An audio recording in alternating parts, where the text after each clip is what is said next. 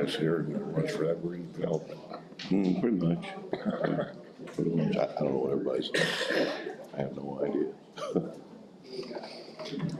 We'll see.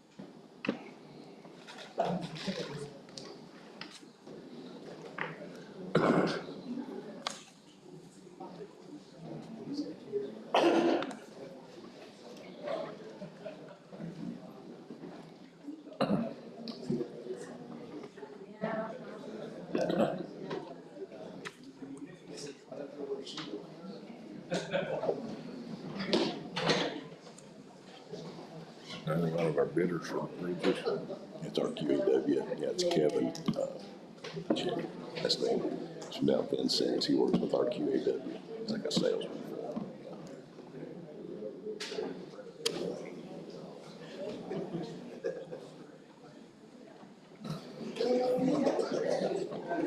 This one you didn't make a planning commission or planning commission. You have one of those this week on Thursday. We had a couple of weeks ago, I think. Or just have one a month. Now that I heard that plan. Marcy King or whatever, that one gal come in and presented for 2 hours. We didn't have anything in the meeting. She said, well, we had up for 2 hours. That was crazy, though.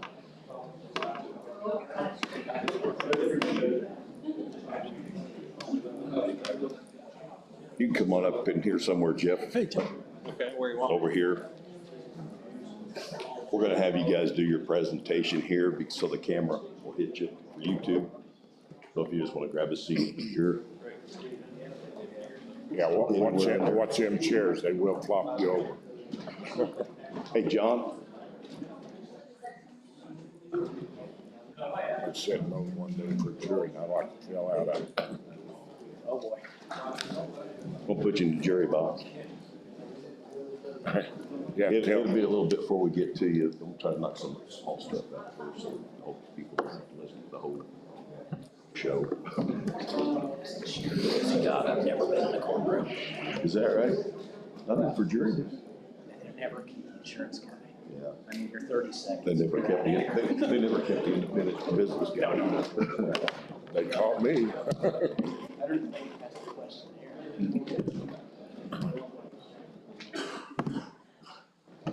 All right. I'm going to go ahead and get the meeting started. Start with the pledge, please. I pledge allegiance to the flag of the United States of America and to the republic for which it stands, one nation, under God, indivisible, with liberty and justice for all. Sam, would you lead us in prayer, please? Heavenly Father, once again, we thank you for an absolutely wonderful day. Thank you for your love and mercy and grace you may do. Lord, we ask you to be with us tonight, be with all of us, be with the commissioners, be with the community, that we may come together in one accord for the betterment of the whole entire community. So watch over us all, Lord, help us to stay in your will and not our own. Forgive us where we've done, in Jesus' name, amen. Amen. Dan, you can come up here if you want. You and Eric.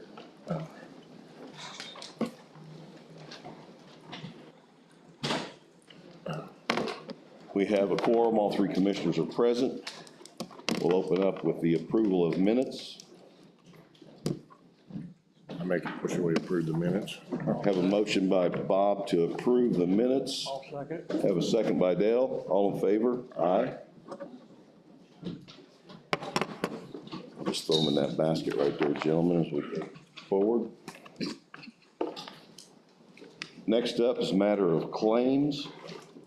I'll start with payroll. in the amount of $232,323.17. That's February 11th payroll. Do I hear a motion to approve?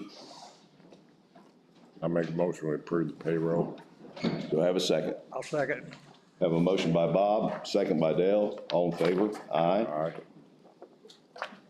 Regular claims, the amount of $322,888.65. I'll stop there and let the attorney elaborate as he needs to. Okay. Good evening, everybody. A little bit on the claims, kind of where Owen County is financially prior to the motion for the claims. At this particular time, all of Owen County's main operating funds have a positive balance. It's exactly what you want. This is our third consecutive month, December, January, and February, positive amounts in the operating funds. The balances are also good enough, clearly going to be that way in March. As of today, actually, it's a very good number. In the general fund is 1,000. That is the main operating fund for Owen County. It has $959,629.16. The claims that will go against the general fund, there will be also some out of cycle, but in general, on the claims docket, the amount is $42,807.16. There will be some out of cycle, but approximately that will still leave a balance of $900,000 left in the general fund. There is one more payroll left for the month of February.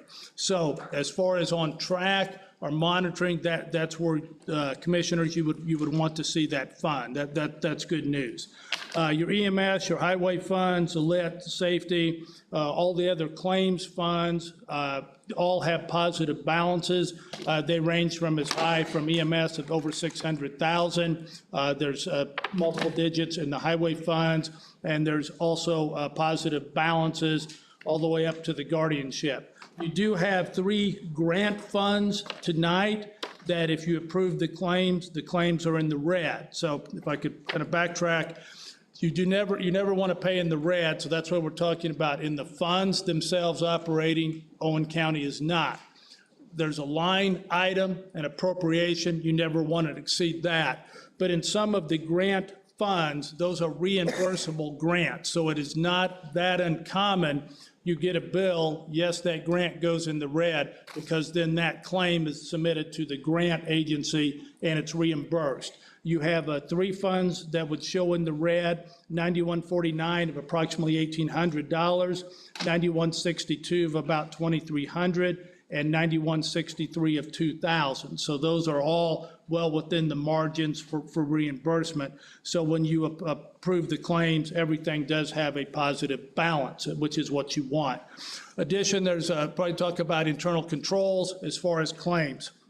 In 2022, the auditor's office has taken on quite a task in that they are looking and they'll receive a claim.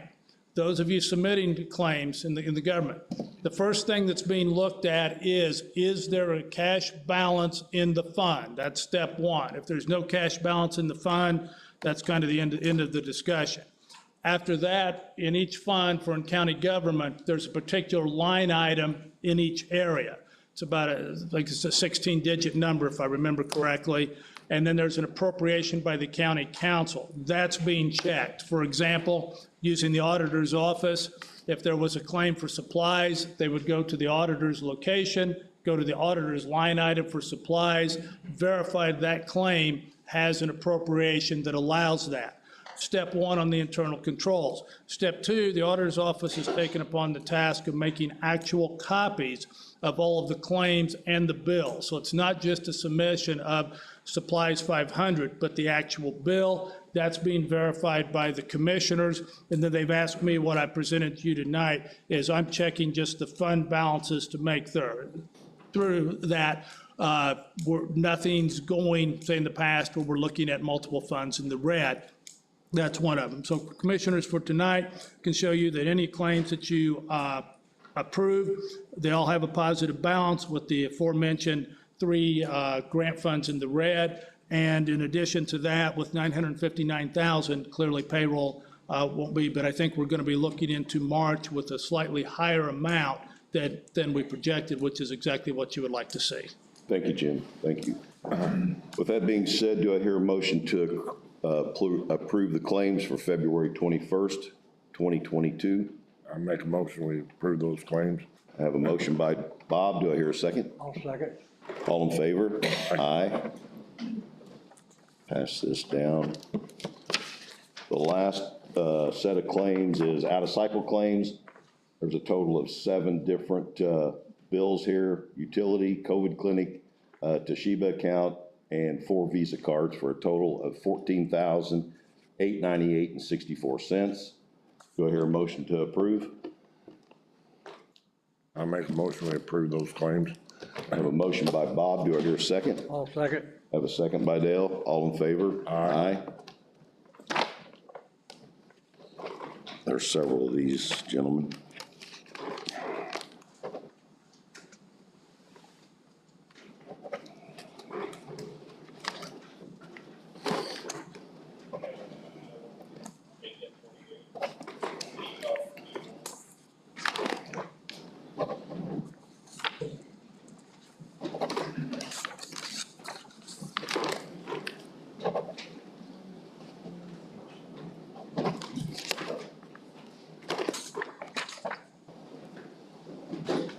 Jim, while we're doing this, if you want to go ahead and start discussing the ARPA plan for the county, we can go ahead and keep things rolling. Okay, for everyone, some of this will be repetitive, but kind of if we could just go ahead and start with the beginning. Owen County was a recipient of funds for the American Rescue Plan Act, money from federal government. I'll go to the exact penny here in a second, but overall, Owen County would receive slightly over $4 million that will come in 2 increments. A little over $2 million has already been received, and the best way to put it, it is in the bank. It was, as you aware, it goes in the bank, and it's going to remain basically untouched. No proposals have come in that's outside of the administration of the fee and the fund. $2 more million is anticipated to come in roughly in May of this year. It has not arrived yet, but that's kind of the timetable to expect. So for the total amount will be slightly over $4 million is what Owen County would anticipate receiving. Have 2 more to come.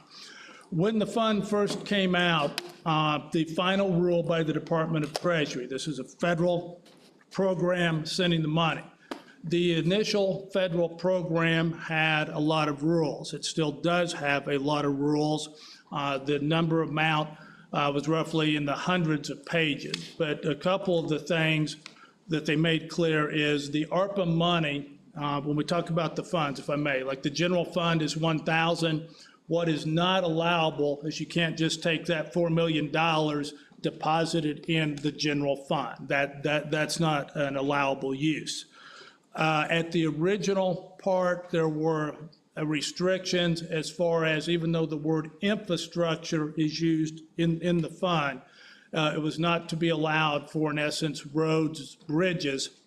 That was not considered part of the federal definition of the infrastructure. That rule has changed. Originally, there was a rule as far as lost revenue, lost recovery.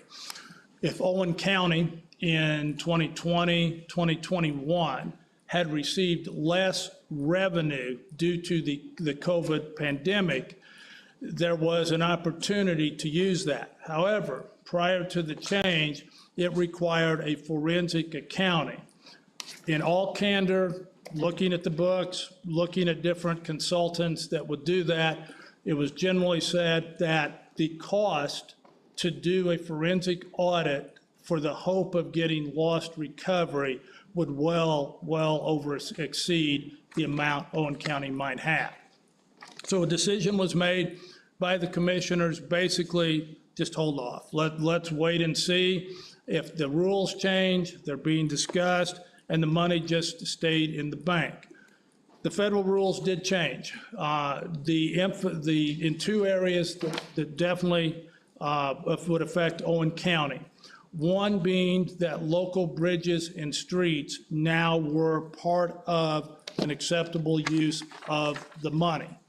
Secondly, a rule was changed that for groups, and Owen County is one of them, if the entity received under 10 million or less, the forensic accounting for lost revenue was no longer required. Therefore, it expanded greatly what the use of lost revenue could be used, and that's where the bridge and streets come in.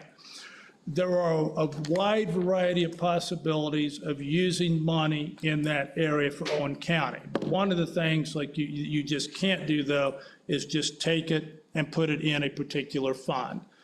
There's also restrictions on building a jail, penal facility directly with it, and for pension funds. Probably the best example would be using the great metropolis of Chicago. They weren't going to let Chicago just take that and fund their pension funds. They put a stop to that. So this had changed. So there are, what I will go through in talking about this particular plan, that one of the terms is just used as buckets. There's generally in this plan about 5 buckets or general areas that the money can be used for.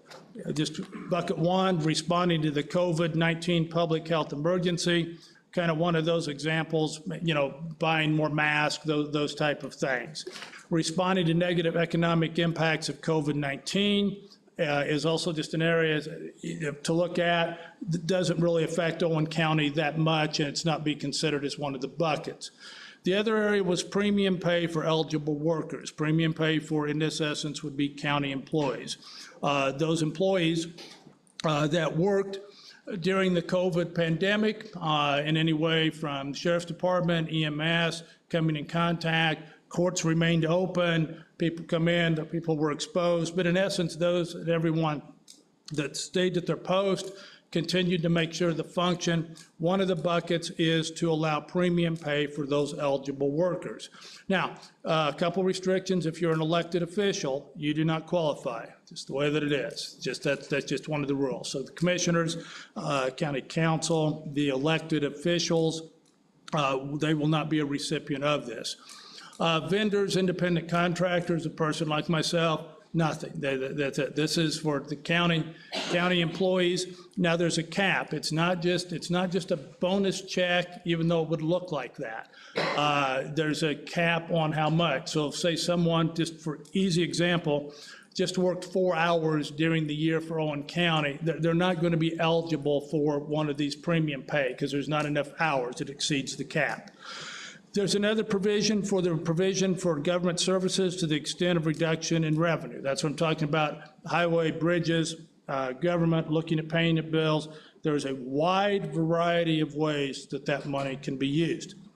There's also, in this term of using the word infrastructure, for water, sewer, broadband, and infrastructure development, there is a bucket that can be used, and then there's administrative fee. This fee is administrated by Barnes and Thornburg. For anyone, just if some things go out there, I work on a standard rate. I'm not paid for any of this. I'm acting as a liaison, but I receive no fee of any kind for any work that I do on this. I receive nothing. I have no vested interest in any of this, but I'm acting as a liaison, and it's a double vesting of working with the commissioners and communicating with Barnes and Thornburg. On February 7th, the commissioners were considering a ARPA plan and looking at buckets. There was discussion and it was tabled. I was asked then to contact Barnes and Thornburg with a modification. So this is a 9-page proposal, but the main key one is on page 4. Everyone wants to know where are the buckets. In bucket 1, responding to COVID-19 public health emergency, there's no money been allocated to that bucket. To responding to negative economic impacts of COVID-19, there's no money been allocated in that bucket, both of these as of today's date of February 21st. In the area of premium pay to eligible workers, $300,000 has been allocated subject to appropriation for premium pay to eligible workers for Owen County. For the provision of government service to the extent of reduction of revenue, $3,369,962 has been allocated in that bucket. In the area of water, sewer, broadband, and infrastructure development, $250,000 have been allocated in that bucket. So if this has not been approved, this is approved by the commissioners, then what next? First of all, number one, No money is being spent tonight. That is not the procedure. Proposals then could be heard concerning these three buckets where money has been allocated. If the commissioners would approve a proposal, and with their leave, for example, if they were to consider to approve a proposal for premium pay for county workers, that $300,000 then would be in that bucket. The auditor's office would be working, has been working on, would be looking for the list of eligible people in the county. This theoretically could go to the county council at their next March meeting, where they would look at the list, and then the county council makes the appropriation and would say, we see there's a proposal, we would agree and would vote for an appropriation out of Fund 8950, it was assigned a line item, and then that appropriation.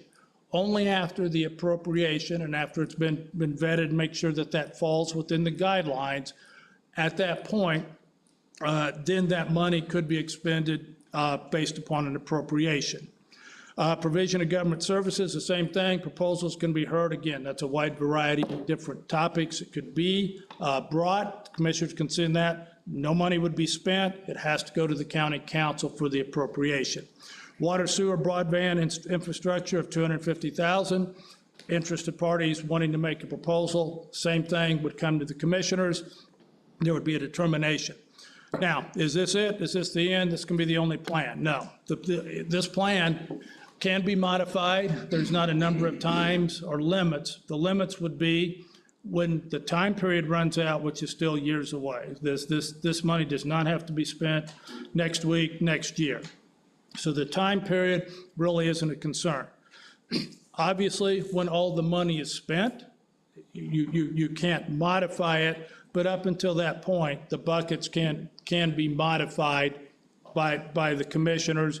The procedure still does not change as far as proposals accepted here, appropriation made by the county council. So commissioners, based upon the information, this is the proposal that would be before you on 221, subject to your pleasure if you want to approve this or not approve it, but this would establish the buckets as they would exist on February 21st of 2022. The exact amount of money in 8950 as of Friday is $2,005,759.96. Commissioners, I know you know this, council, I'll say the same thing on March 14th, but you can't spend what's not in. So any expenses at this point would be limited to the approximately $2 million. The other money has not actually come in. But that would be a snapshot of the procedures, the amounts, and this particular proposal. Thank you, Jim. As everyone knew, we were trying to have a special meeting on this. It wasn't able to be advertised due to the newspaper situation. So due to the cost of rising inflation, we feel that it's important that we go ahead and move forward on this plan. As Jim said, we can modify it throughout, and at present, we're still waiting on $2 million to show up come May, so we can't spend money we don't have yet anyway.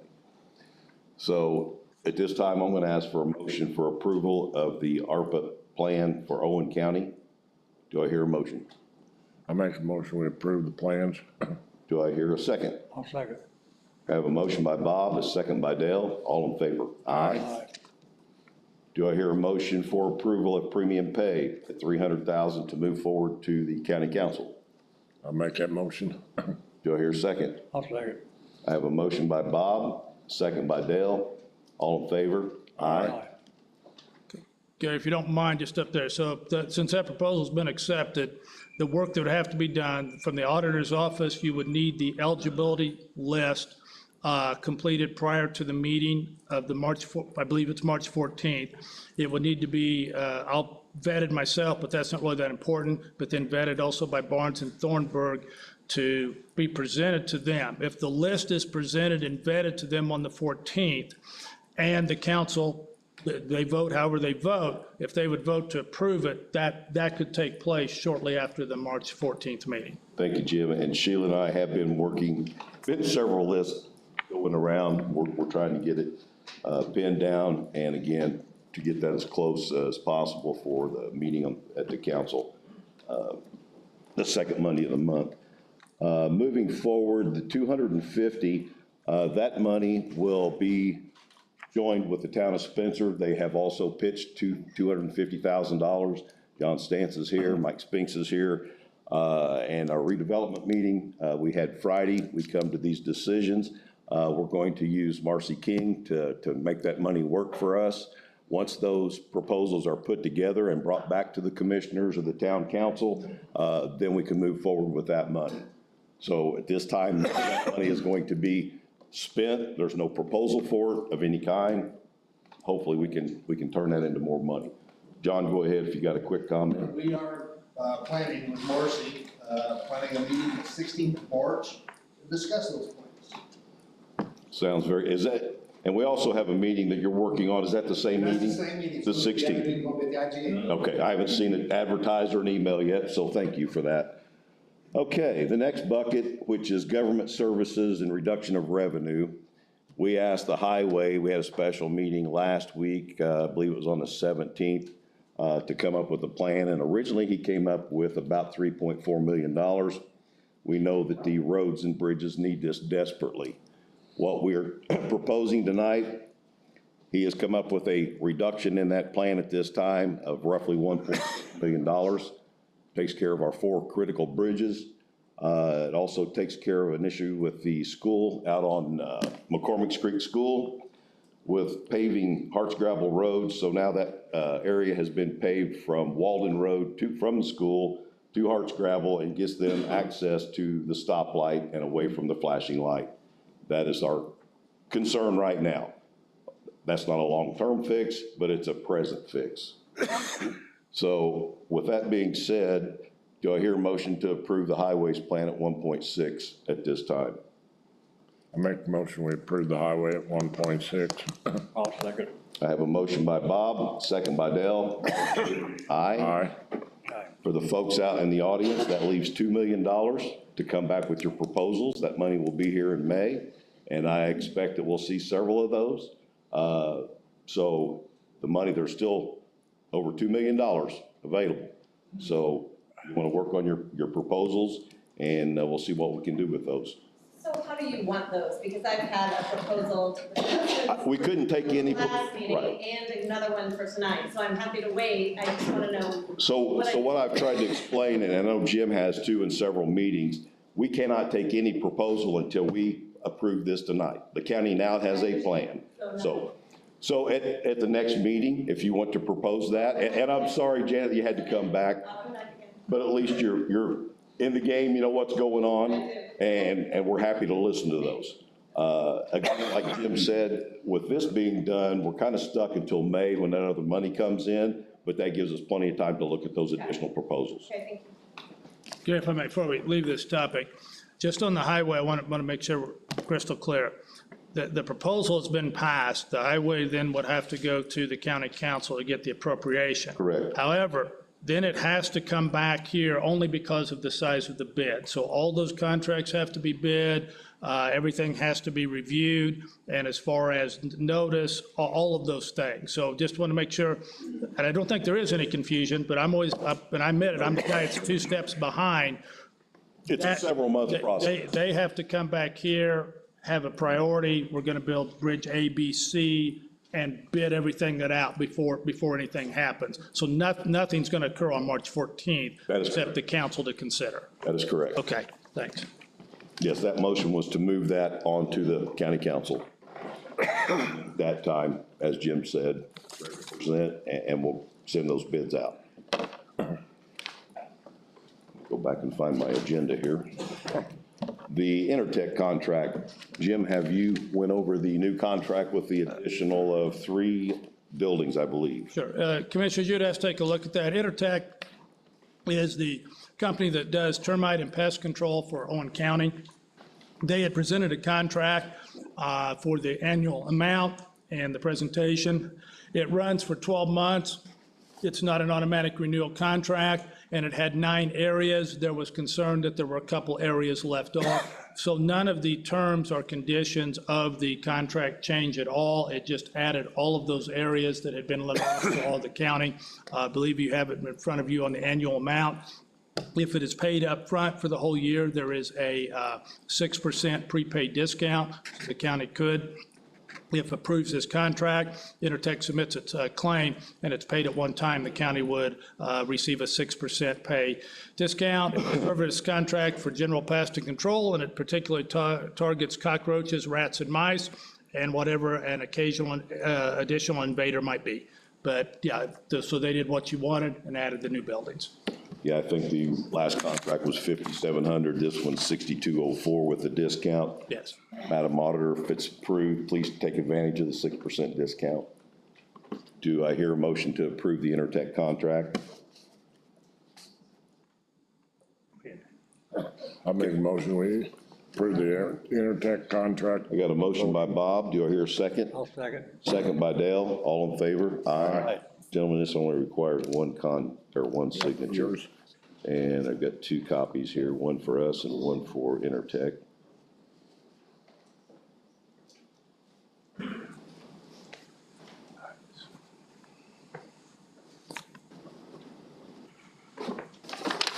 Put that down back.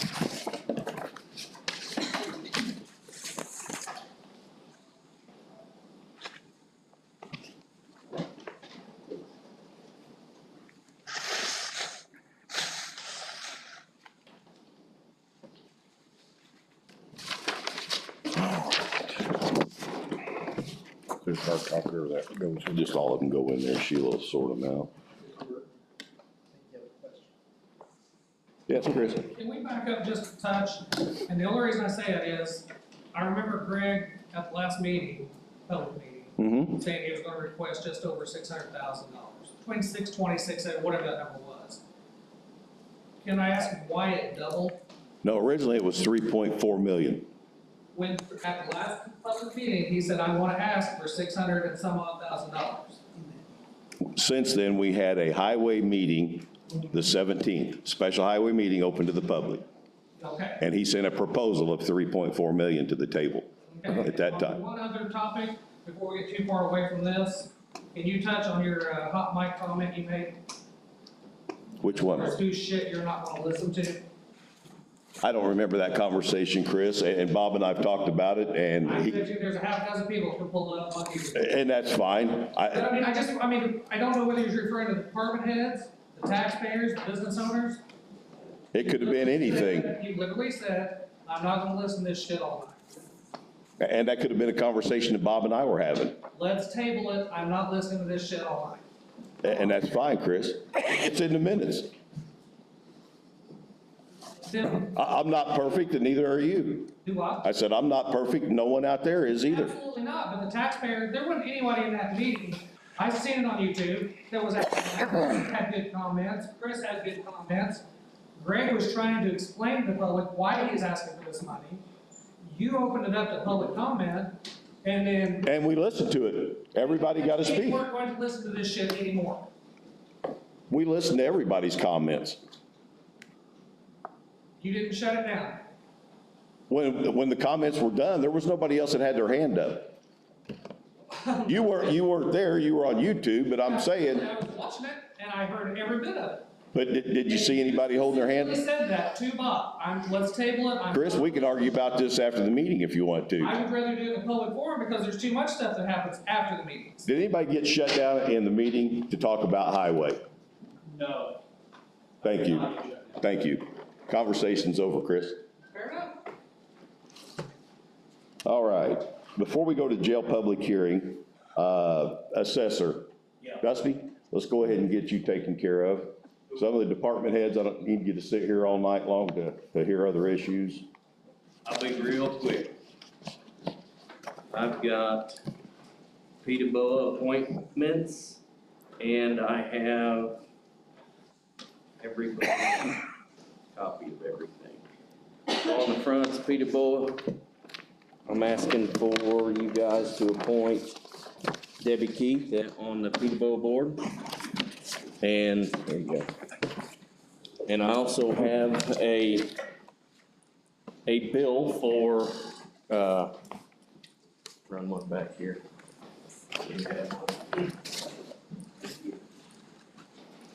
A War L, so we send out Form 11s, and I have the money, I'm not asking for money. But it's a big enough amount that I have to ask for approval, and I need a signature on it. Jim, have you looked at this? I'm doing it right now as far as the agreement. I know about the PETA board, and the new assessor has everything absolutely in order, this annual request, but respectfully, I just received this to look at right now. Well, Chris, as far as the Peter Boyd appointment, take a motion to approve Debbie Keith. I make a motion we accept Debbie Keith. I'll second.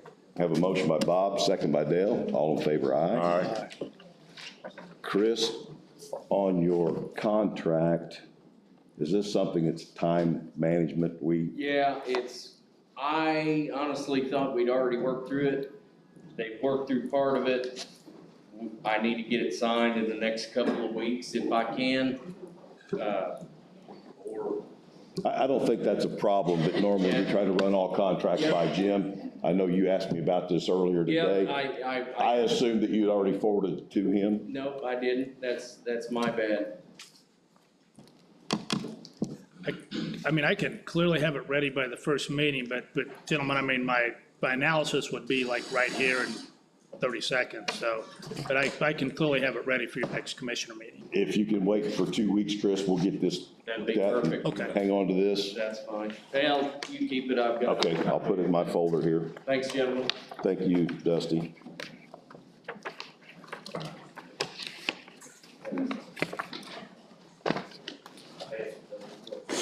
Chris, EMS, you have anything? Just,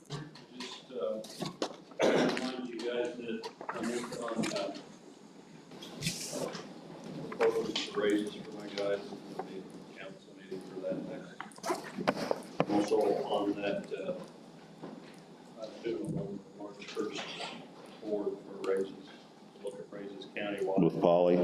Yeah. So, and I'm about halfway through looking at the bid specs for an ambulance, so that will be coming to you guys soon also. Other than that, All right, sir, appreciate it. Greg, how about you? Commissioners, I don't have much tonight, just a couple of things to address. First, I'd like to invite the surveyor, Bill Purcell up. Bill and I, Dale, worked on a situation with the Hallsville ditch. For those of you who don't know what Hallsville ditch is, it's that what was thought to be the only regulated ditch in Owen County put in by the Army Corps engineers. Bill's diligence and research, in my opinion, saved the county thousands upon thousands, if not millions of dollars, and I'll let him proceed with that. That ditch was put in the 20s. For years, we've been told we were part of it. We are not. It dumps into a creek, and then the creek flows through it. So their drainage board called and said, we have to raise this money to drench this, and we're gonna tax your people. And I said, I don't think we're interested. And the guy said, well, you have to pay it. You tell me you have to do something, I want to see in writing that I have to do something. So I got to researching. There is no regulated drain in Owen County, period. That drain drains into Longston Creek, but it drains in a half a mile into Greene County. So they were all down there and what the assessment's gonna be and how they're gonna raise all this money. The Greene County Drainage Board has a $90,000 State Board of Accounts outstanding balance from 30 years ago. They wanted us to help pay that too. Sure. And we just said, we're not paying it. Well, why? We're not part of your ditch. Oh, yes, you are. So I got the official state map, which had the drainage ditch where it was, showed it to them. We excused ourselves and walked out and said, whatever you do is fine. Yeah, and we appreciate that very much. I talked to John Reeves on it also, and we have tried to maintain some kind of drainage board just so we had one in case something come up. I think it's been confirmed that we have no regulated drains in the county, so that helps us greatly. And I appreciate all of you working on that.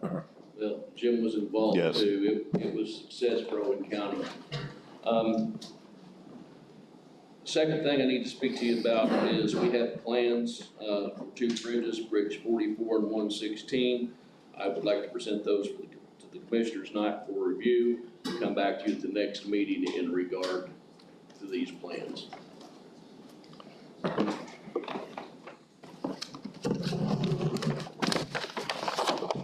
These are certified stamp plans from Boss Engineering out of Indianapolis. They meet all dot specifications.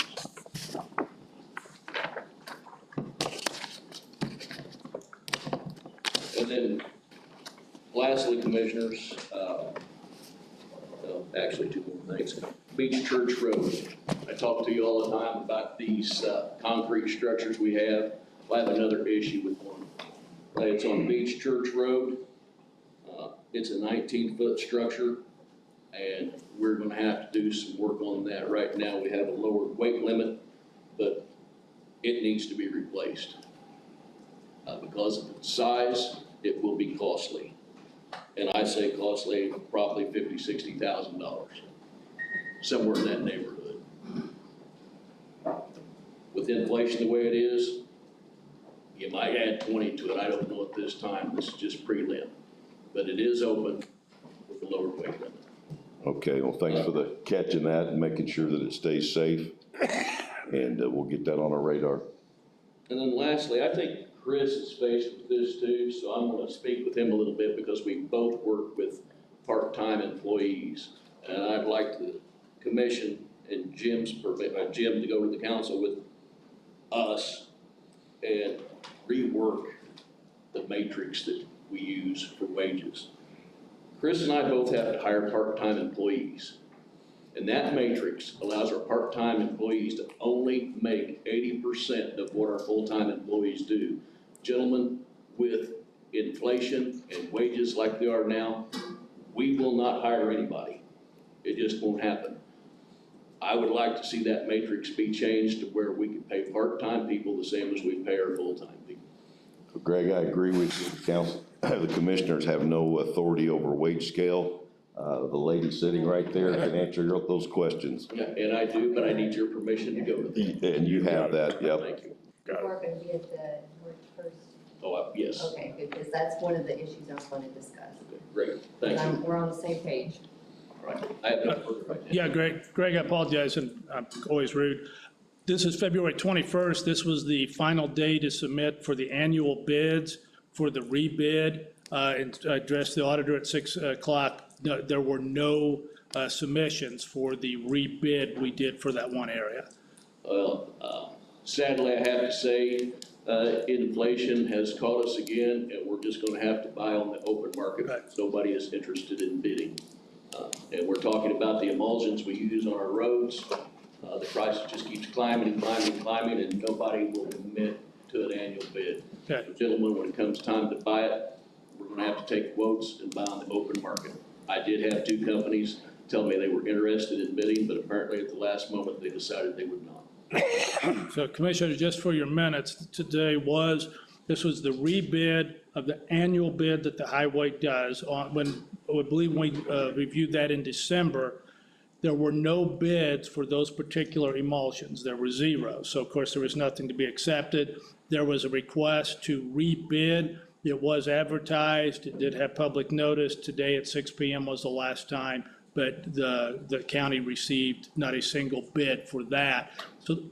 So there's nothing to consider, but it would be important that the minutes reflect it was rebid out and no one responded. Thank you, Jim.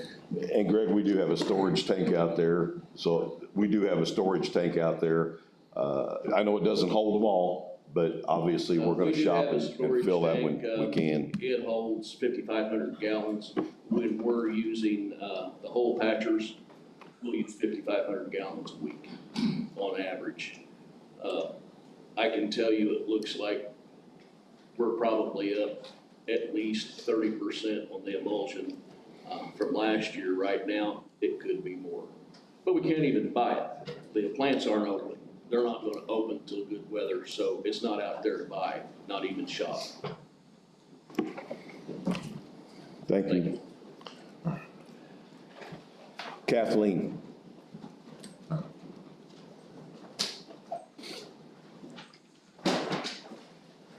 You wanna come over here, Kathleen, the camera for the YouTube Sure. shooting that way? Okay. I have a couple things tonight. First one is I got an update from J&K on the radio project. Their plan, pending weather, is going to be here March 2nd to construct the new radio tower down in Freedom for the VHF radio project. When they do that, they will also update all of the repeaters that we have in the county as well. And then they will also fix some issues that we have with our sheriff's radio as far as repointing them to some other directions to keep us from going into a fail-safe situation. Do you guys have any questions on the radio project? Now, you've kept us updated pretty well on it, so. So March 2nd, pending weather. So they said that a couple days out is when they would cancel prior to if we happen to have anything come in, or depending if towers would have ice on them, because they can climb with ice, but prefer not to, because, you know, you don't want someone falling from a tower. CAD server. Jail still does not have connection to the training CAD server.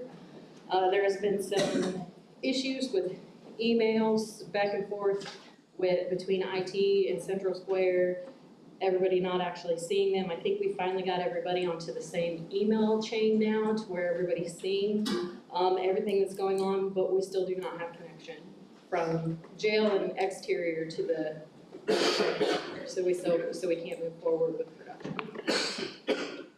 IT, since you're here, can you give us an update on where you're at?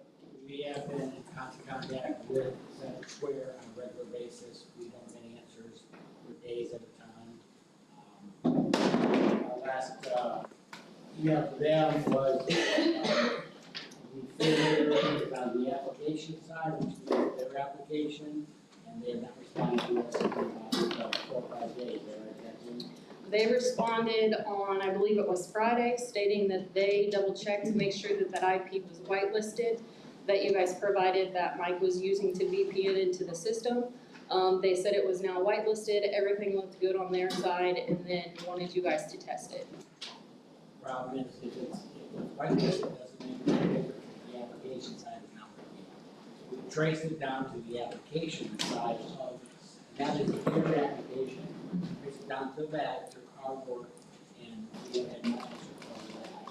So the application side of that is not. I just ask everybody to continue to work together and we move forward. I have a question for you guys. Mhm.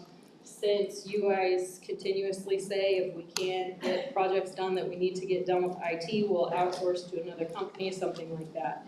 I'm not saying that fourth phase is specifically doing anything wrong. However, I would like to put a deadline on it with fourth phase to get connection or try to get connection. That's fair enough. If that doesn't happen, then we can bring another company in to at least work with fourth phase to see if they're seeing the same stuff that fourth phase is seeing. And then possibly work with Central Square, so then that way we can determine specifically, it's on our vendor, or it's on our IT, or whatever the situation may be. Because Sure. I'm tired of dragging this on. What deadline do you want to put on it? Let's go, what's today's date? The 21st, Let's go March 21st. a month, 30 days. So I think Fair that's enough. really fair.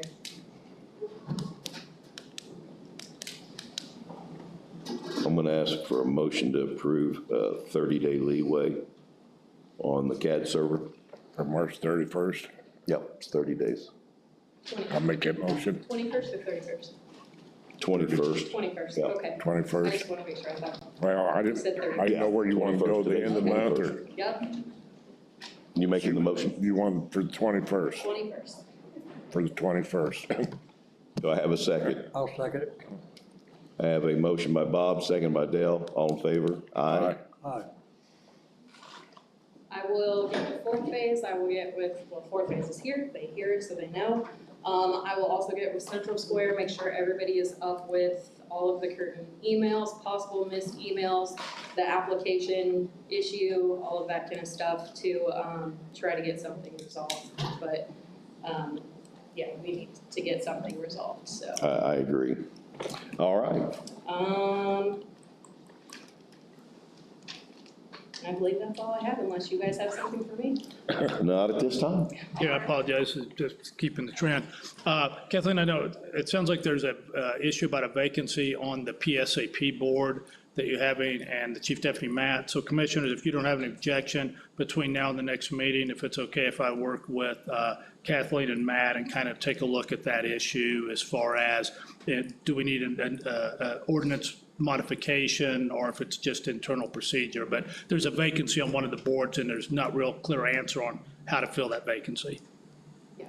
I don't know if you want to get it. It's one of our heads says it's going to be a president of a certain board. That person hasn't been showing up. Matt is the president of the advisory board committee for the dispatch center. We have not received any further communications other than a letter from this person saying that they were resigning from the board. However, I don't think they quite realized you just can't resign from it. We have to have a representative there. So it's just going through the process of replacing that person and possibly getting Jim involved to look at that policy and stuff. Exactly, because that was a new board established, so. And I have to have it, so Right. it's not something we can do away with for state. It has to be maintained. Sounds good. We'll wait and see what Jim comes up with and move forward from there. Okay. Thank you. Uh-huh. I've got one more before we move forward to the jail, and that's the health department bids. Jim, you want to touch on that? Contracts have been pulled. Let me grab one thing here. Second. Apologize. So, Commissioners, you had at one time some kind of preliminary quotes coming in. The question is, in the building that we're calling the health building across the road, that is a public building. So it's very important to make a determination of how much this would cost. Is it just maintenance? Is it actual new construction? So my recommendation tonight, any preliminary quote, just for total clarification, that any preliminary quote that the Board of Commissioners has received, you are hereby rejecting any and all quotes that have came in. It's very important. We need to make a determination.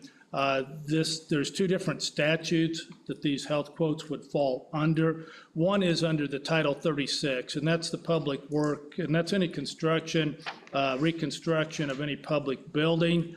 It depends very much. Is the amount of work going to be in the range of $50,000 to $150,000? If that's the case, then we're looking at 3 quotes of people that are known to work in that type of line of business. If this is just routine public work, painting, fixing a brick, fixing something like that, that comes under a different type of statute. That can take you, instead of Title 26, into the Title 5. That's from $50,000 to $150,000. That's a different procedure. For the most part, you're just asking for 3 quotes. It's for them to come in and take a look. If it's under $50,000, that has a different one. So what I need to know is if you're working on this project, the first thing we need to know is what type of work is it? Is this just some routine fixing of the building, and it's going to fall in one category? If it's not that, this is a total construction or a reconstruction of the building, and it's going to be in that range from over 10 up to 150,000, we're going to have to look at the possibility of advertising and getting those quotes out. If for some reason, which we hope not, but if it's over 150,000, then we're doing the entire competitive bidding, very much like a highway project. But the first step is what plans, what specifications do you want? What is the work that needs to be done? What are the expectations? So we can formalize those so they can be properly quoted or properly bid out. So the only motion I'm requesting, if you would make a motion to, if any quotes have come in for the health building, that you are formally rejecting any and all of those quotes. And then before our next meeting, if we kind of formalize exactly the type of work you would like to see in the health building. Well, we had tried 5 different companies, ended up getting 2 quotes. One company pulled those, which left 1. So at this time, I'm gonna ask for a motion to reject all bids at this time, and to regroup for a bid process for Public Works. Do I hear that motion? I'll make that motion. I have a motion by Bob. Do I hear a second? I'll second. Second by Dale. All in favor? Aye. And Jim will get with you, let you know what that falls under. Okay. Sam, do you have anything before we open up public hearing and have all the people speak? About 3 or 4 minutes if I could. Go ahead.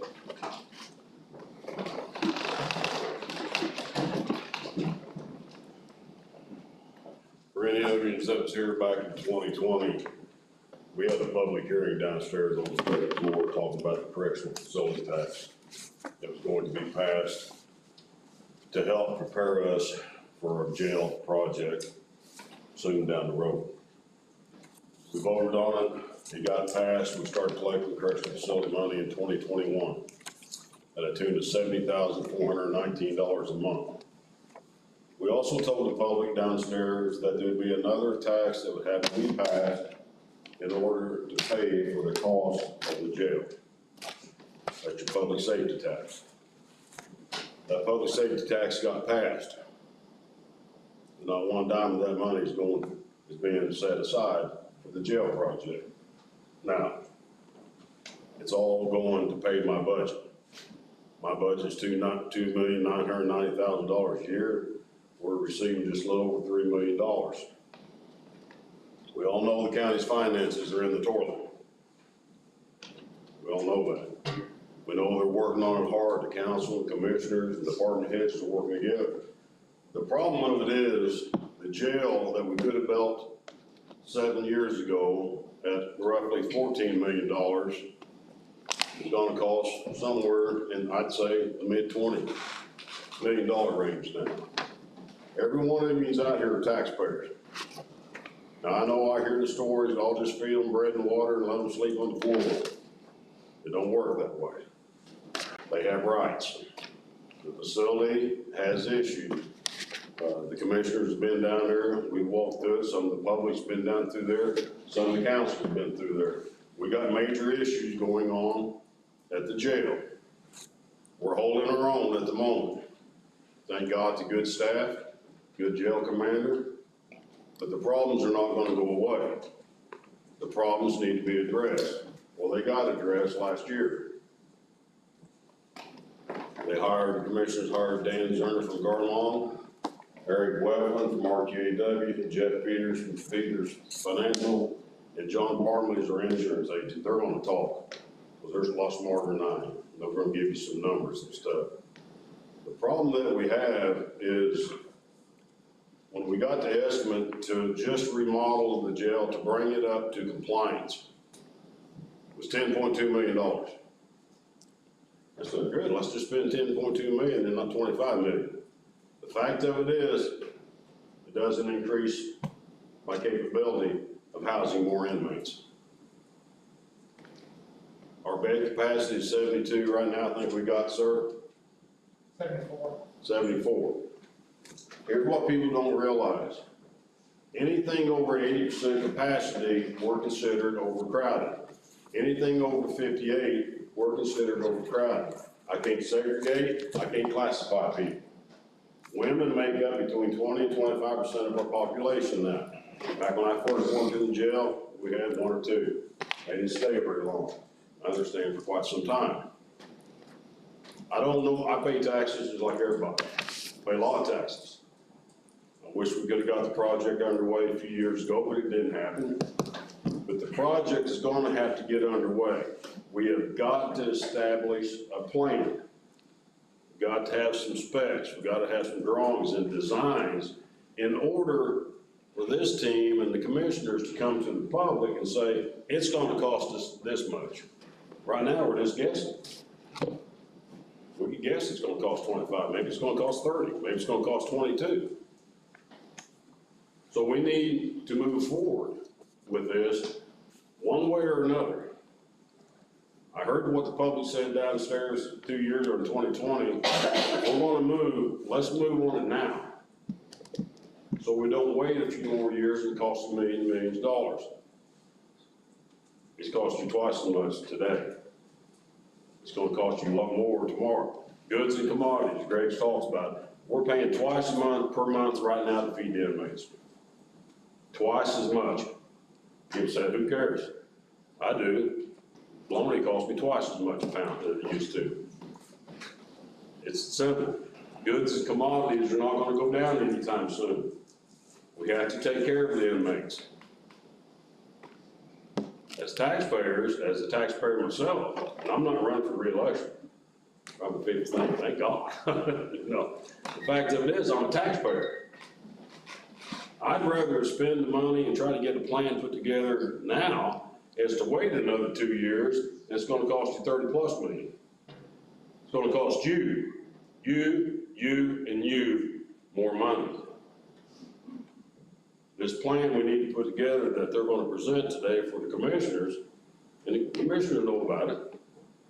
We need to move forward instead. Doesn't mean we're gonna start digging dirt tomorrow, no. Dan Zerner's gonna give you some specs on just ordering supplies, how far out we would be. But we need to plan today. Just like the roads and bridges, we talked about that. You guys know the highway, you know what we're talking about. This courthouse, waiting. If you don't have a plan, you never get nowhere. Hey, Sam, Dan said your 3 minutes were up. Oh. I'm just kidding. You see what I'm saying? When you guys go to work every day, you got a plan. Thanks. You got an idea of what you're gonna do. You try to follow that plan. But where there's no vision, you perish. Our liability on the jail, the insurance guys here, is critical.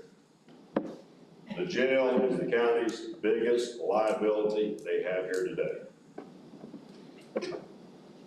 Now we're very fortunate.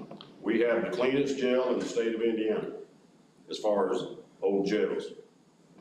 We got a jail inspection coming up March 1st. We take care of our jail, but you can only polish a turd for so long. It's still a turd. I'm sorry, that's probably not appropriate language, but it is what it is. The commissioners know it, and the council know it, and I know they're gonna work hard to get us to where we need to be. But we need the support of the taxpayers to get behind it. Because one lawsuit, but we should be behind it. We're trying to prevent that. My staff, my assistant jail commander back here, and his staff are trying to prevent any liability issues that possibly can. Any of you want to turn the facility, call me, 812-821-3828. I will show you things that they're all aware of. But we gotta do something. Do you want to spend $10.2 million to remodel? Or are you gonna spend $25 million? Or are you gonna spend $30 million? Or are you gonna spend $40 million? It's not gonna go down. You know, the state has never sent me a check in the mail. We house DOC inmates. I want people to understand this, and I'm gonna hush. We only get paid for sentenced level 6 prisoners that are sentenced. How many do we have back there, sir, sentenced level 6 prisoners? Ballpark around 7. 7. That's what we're getting paid for today. I've heard this comment, well, Sheriff ought to have all kinds of money. He's getting $37.50 cents a day for every prisoner he's got. Bold-faced lie. I only get paid for the level 6 sentenced prisoners that I have at $37.50 a day. I've had 6 sheriffs in the ICE program call me, please take some of my prisoners. Can you house them? We have no place to house them. If we could, we can make some money. We've got to start today. We can't kick this can. There's no more can left and there's no more rope. It's the taxpayers. It's not me sitting up here because the sheriff wants something else. I'm trying to look out for the taxpayers. If you don't want to spend $25 million today, 5 years down the road, just spend $35 million. Thank you, Sam. That's all I got. Thank you. Way past my 3 minutes. Gary, before they start, can we just kind of go over the outline? Yep. Okay, then. Get us up to speed. So you have a lot of people that are going to speak tonight, but I just want to make sure, and especially for the auditor, this following next part is going to be a public hearing This is required, Madam Auditor, under Indiana Code 36-1-8-19. This is a state requirement before there can be any construction or reconstruction of a county jail or any final plans or specifications. What needs to be sure and very clear in our minutes tonight, the commissioners have in fact prepared or caused to be prepared a feasibility study of possible alternatives to the construction or reconstruction of the county jail. This has been produced. It's a schematic design report. RQAW and Garmon Construction most likely will be presenting, but they need to talk about if there's any alternatives rather than building of the jail.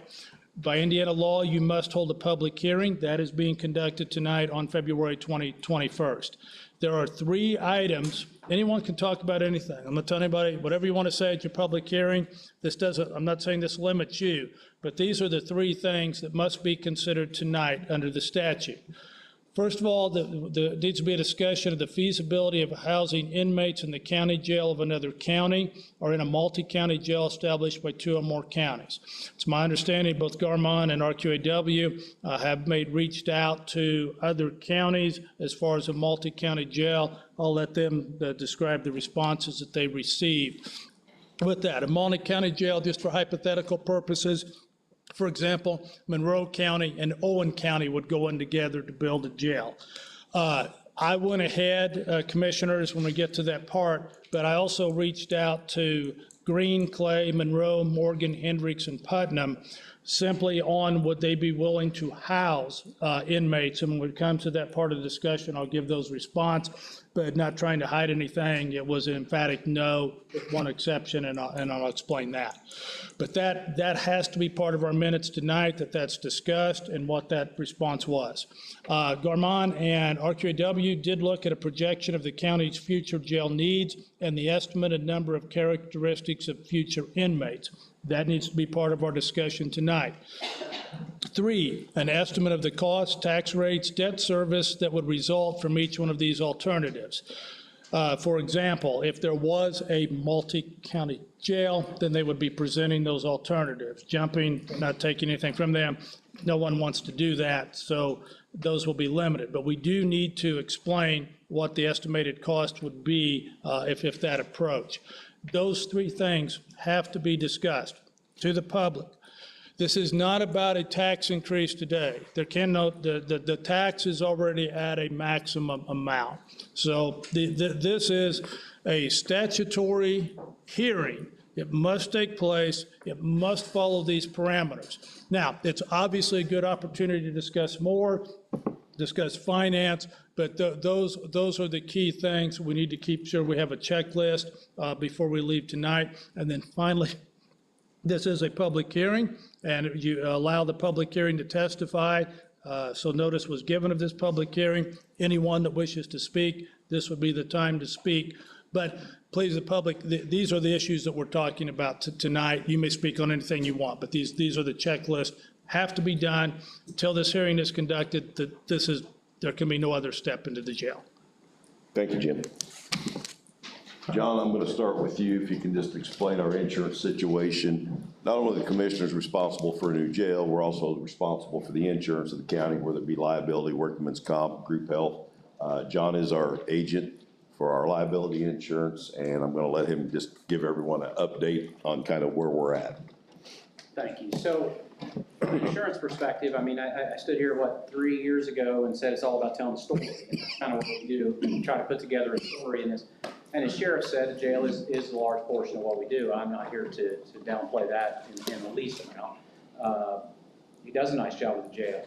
So what we do from a story perspective, we look at the roads, the budget, the finances, safety procedures, past claims, policies, loss control, jail. You go down all through those, and we put together, no one item really outweighs the other, outside of they come together to put together a collective story in which that we tell to our carriers, take it out to market and look, so forth and so on. So we sit here today, renewal's coming up on March 8th.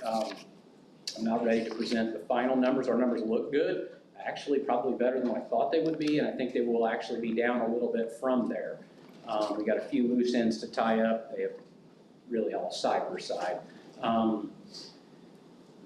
A question probably asked of me is, what is the jail situation? Does it pertain to the insurance? I mean, I'll just address that point blank. As of today, there is none from that. We're more focused in the policies and procedures. Would an insurance company like to have a new jail? Every insurance company in the world would like to have a new jail. No difference here. Looking forward, what does it do 2, 3, 1, 5 years down the road from a jail? That's a question that's very difficult to answer. Again, it goes back to the facility, the policies, the procedures, and the claims in which to come out of there. So I really try to stay in today's world, where we stand today.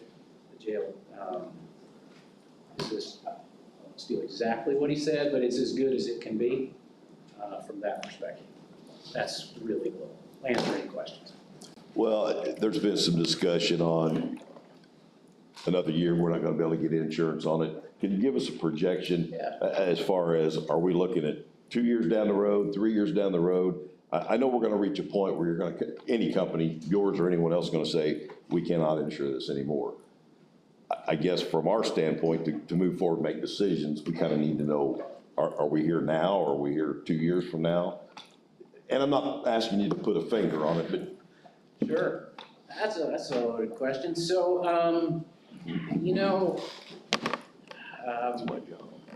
wow, that's a good one. As it sits currently, no modifications at all. I mean, your days are short. Is that 2 or 3 years? Maybe. With some modifications, that extends it. I mean, jail inspection report, I would leave that a little bit more to the sheriff. I've read say about a year old, right, Sheriff, give or take a few days. We rely heavily upon those state inspections and how they say what the jail is or isn't. If you did nothing, I think 2 to 3 years makes it awfully problematic. But to answer that question specifically, and I'm not trying to dodge the question, that's trying to get to protect the future, and that's pretty difficult. Yeah, I'm not asking you, like I said, to give us an exact date, just, I wanna know where we're at. John, can I comment just real quick what John said about the state jail inspections? I want the public to understand this. Years ago, when the state jail inspector came through, he dotted the i's and crossed the t's, he wrote stuff on the side of the paper, the back of the paper, wrote on the page full of stuff. The state no longer allows the state jail inspector to write anything. All like I said, as long as I have one jailer working inside that jail, I'm in compliance. Somebody's watching the inmates. Years ago, they would tell you you needed 8 jailers or 10 or whatever. They don't allow the jail inspector to say that anymore on the report. And here's just my 2 cents worth why. The state pays money to the county. When we started housing the level 6 prisoners, they told us that there was $14 million available to the counties and it would be dispersed. I've been the sheriff for over 7 years. I haven't seen a check yet.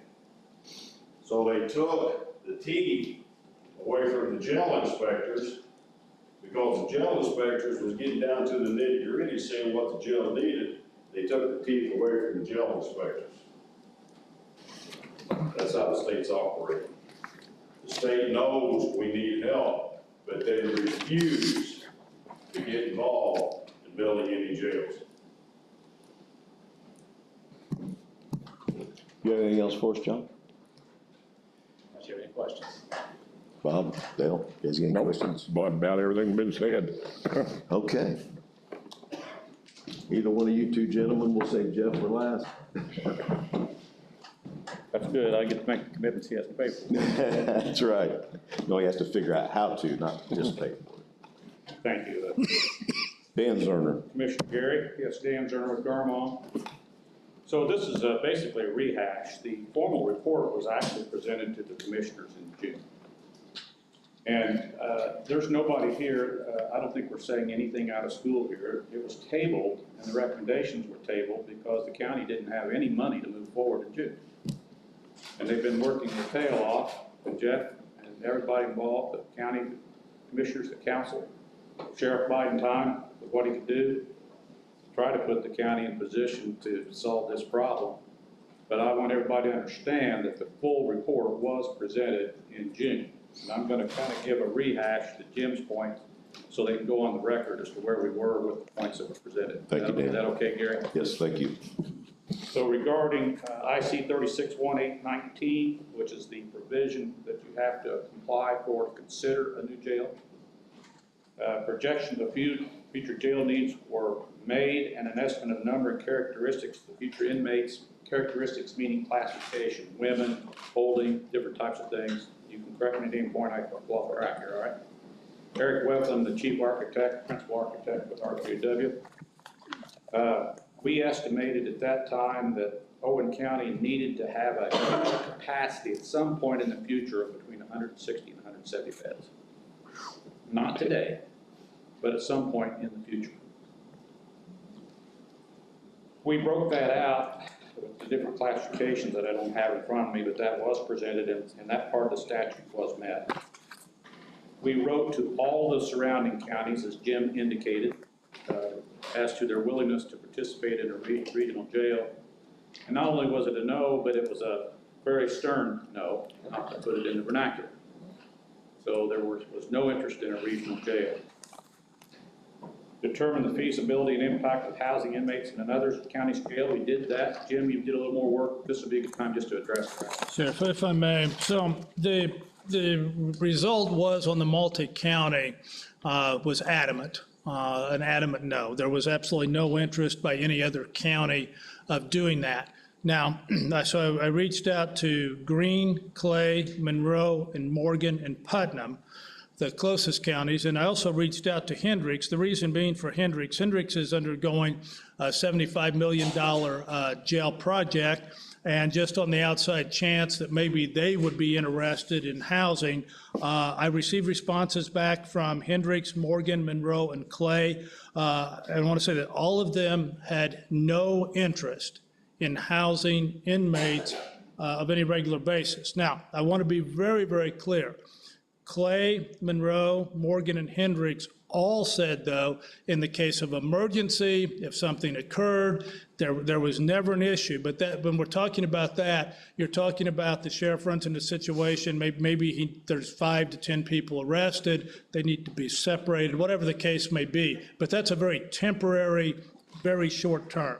But there was no interest of Clay, Monroe, Morgan, Hendricks of housing, transporting. How that would work, which they all said no, Hendricks would have to be responsible for the cost of providing the transportation. You're talking about probably, and I'm the sheriff anytime if I'm speaking out wrong, but generally if you're going to transport both male and female inmates, you're going to want male and female officers there. So you've got the number of officers, the number of vehicle, getting people to court and back, all of those things. So it's not just as simple as someone gets booked in and they go to Putnam County Jail.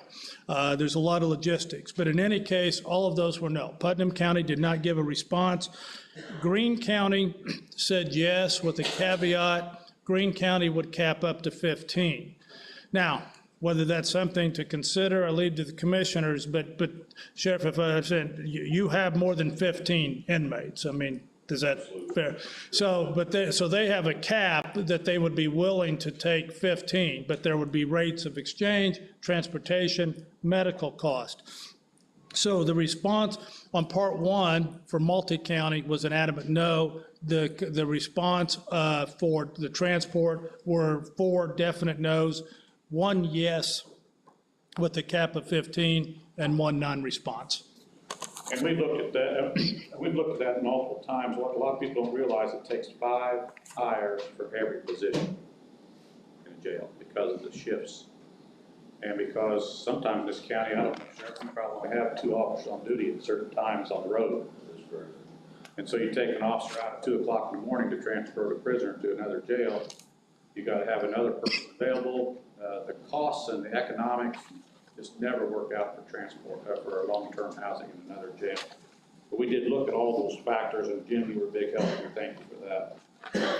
We assessed the conditions of the existing facility, as the sheriff already mentioned.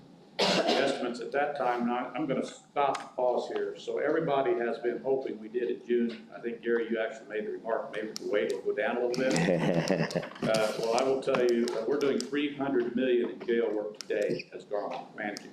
The costs since June have gone up 8.2%. So we're not seeing any relief in this right now, going down in the short term at least. And I'll address that a little bit further here in a minute. So we did assess, and at that point it was $10.5 million just to bring your jail as it is inadequately sized up to a code that would meet today's operating code. Then we looked at floor plans. Eric and his team did extensive work, and we presented to you what we proposed as floor plans. Eric, I believe we presented a budget of 120 beds for our first phase construction, is that correct? Base bid was 120 beds, expandable to 160 beds. And I might point out that that pod shell is created at any time, has all the infrastructure, the kitchen's big enough, the laundry's big enough to add equipment in, so 10 years from now, the commissioner's sitting in this position. If they need to add to that jail, they don't have to take all the expensive components, it's just a matter of rolling the cells in, kind of like Legos, and plugging them in. So we've accommodated that future, but it was 120 beds in the proposal. And I think it's important to note too, that the way that it's being proposed to be designed, if that expansion were to occur, it's around one control point. So from a staffing efficiency standpoint, you don't have to add staff in order to make that expansion. Very important. And then we proposed a cost estimate at that time, throwing the dart the best we could, of somewhere between $20 and $24 million. I'm going to tell you today that that's probably $22 to $26 million. But the way we would do this, commissioners, is we would develop off of the design alternates of different things we could do to bring costs down in one area. And at the day of the bid, you'd get to see all those alternates. It's a menu of things we would select together that would allow you to come to that final price to get your best value. So there are options to control that cost to some degree that we would help you with. With that number, Dan, how many pods are we talking about? Talking about one, a pod is a pie. That's right. But you're talking about 120 cells. In that pod? 20 beds. 120 beds, I'm sorry, thank you, 120 beds. And sometimes that's largely up for the design yet as to how those beds are configured. Are they day rooms, which can be cheaper if you put a bunch of, but how many hardened criminals do we need to separate? All that would come in the design. Which brings me to my next point. So what, I'm gonna go ahead and give my ask, or at least give you, ask may not be right, or give you what I would think your next step would be if you would decide to move forward. And my view is from several perspectives. One is if you asked me to start construction, if we had the design done and you asked me to start construction today, our steel and concrete isn't gonna come in for 13 months today. That's how far this market is out right now. So even if we started construction today, you're not gonna see the completion of the jail till the end of 23. So we can't give you firm, accurate numbers. And your insurance company can't believe we're doing anything because right now we're really not, to alleviate the problem. What I would like to see the commissioners approve is for RQAW to go ahead and prepare all of the construction documents that would allow us to bid the job at a future point in time. Depending on what Mr. Peters works for you, I think it's possible that we could bid this job. The cheapest time to always bid a job is in January. If we could get the design done in 2022 and bid it in January 23, and knowing that your expenses really aren't going to take hold very strong, Gary, because you pay by the, or Commissioner, you pay at the time the services are ready, right? So we probably, if we start design today, we're probably not going to have much cash outlay until the middle of 23 to the end of 24. So we look today, you've already got an open contract with me, of which I think I only billed 20 or 30,000 for the first phase, but I guarantee no more than 75 to give you the bidding. So I'm already in there, that number's somewhat appropriate. Eric had 100,000 to get you through this report, which they have done. I would like to see you approve RQAW to move forward with the design And our estimate for that is approximately $800,000 to get you the full design documents that Garmong needs to fully price the project out and be ready to advise you of the budget and allow us to go to bid whenever we want that to be done. And the advantage to that is those plans that he puts together are not going to change. It doesn't matter whether we bid it in 23, it doesn't matter if we bid it in 22 or 26. The plans are going to be the same. And they're not going to get cheaper to do. And it gives us the flexibility of being able to decide when that next step is going to occur. And I believe with the taxes coming in, Jeff will be able to address that. I believe the money is there to pay for the design. So if we could get that done, I think it shows good faith to the insurance company and the public that we're making a step forward. But you and I still get to talk about when we pull the trigger, which could be anytime over the next 18 months. So that would be my recommendation. Thank you, Dan. Dan, before you leave, I just want to, Commissioners, with your permission, I just want to pound home this points 2 and 3, just so we have a real good record. Dan, on number 1, I think it's crystal clear, unless there's any disagreement by you or RQAW, there is no feasibility of housing inmates in another county jail or transporting them. That is correct. Do you see any benefit at all of even trying to engage a process of trying to make maybe 15 inmates on a daily? Okay. And Sheriff, if you would jump into. I will say that I don't think it ever hurts to have a written agreement with Greene County that if an emergency occurs, Sure. this will be the process, because that might occur. Good. But you might have a plumbing break in that jail that exists that cause your emergency. Right. Yeah, when I stopped you there, didn't we talk to Greene County Jail, and they said they could take prisoners, but it wouldn't be for long term? Well, no, all the other counties said if it was like a weekend emergency.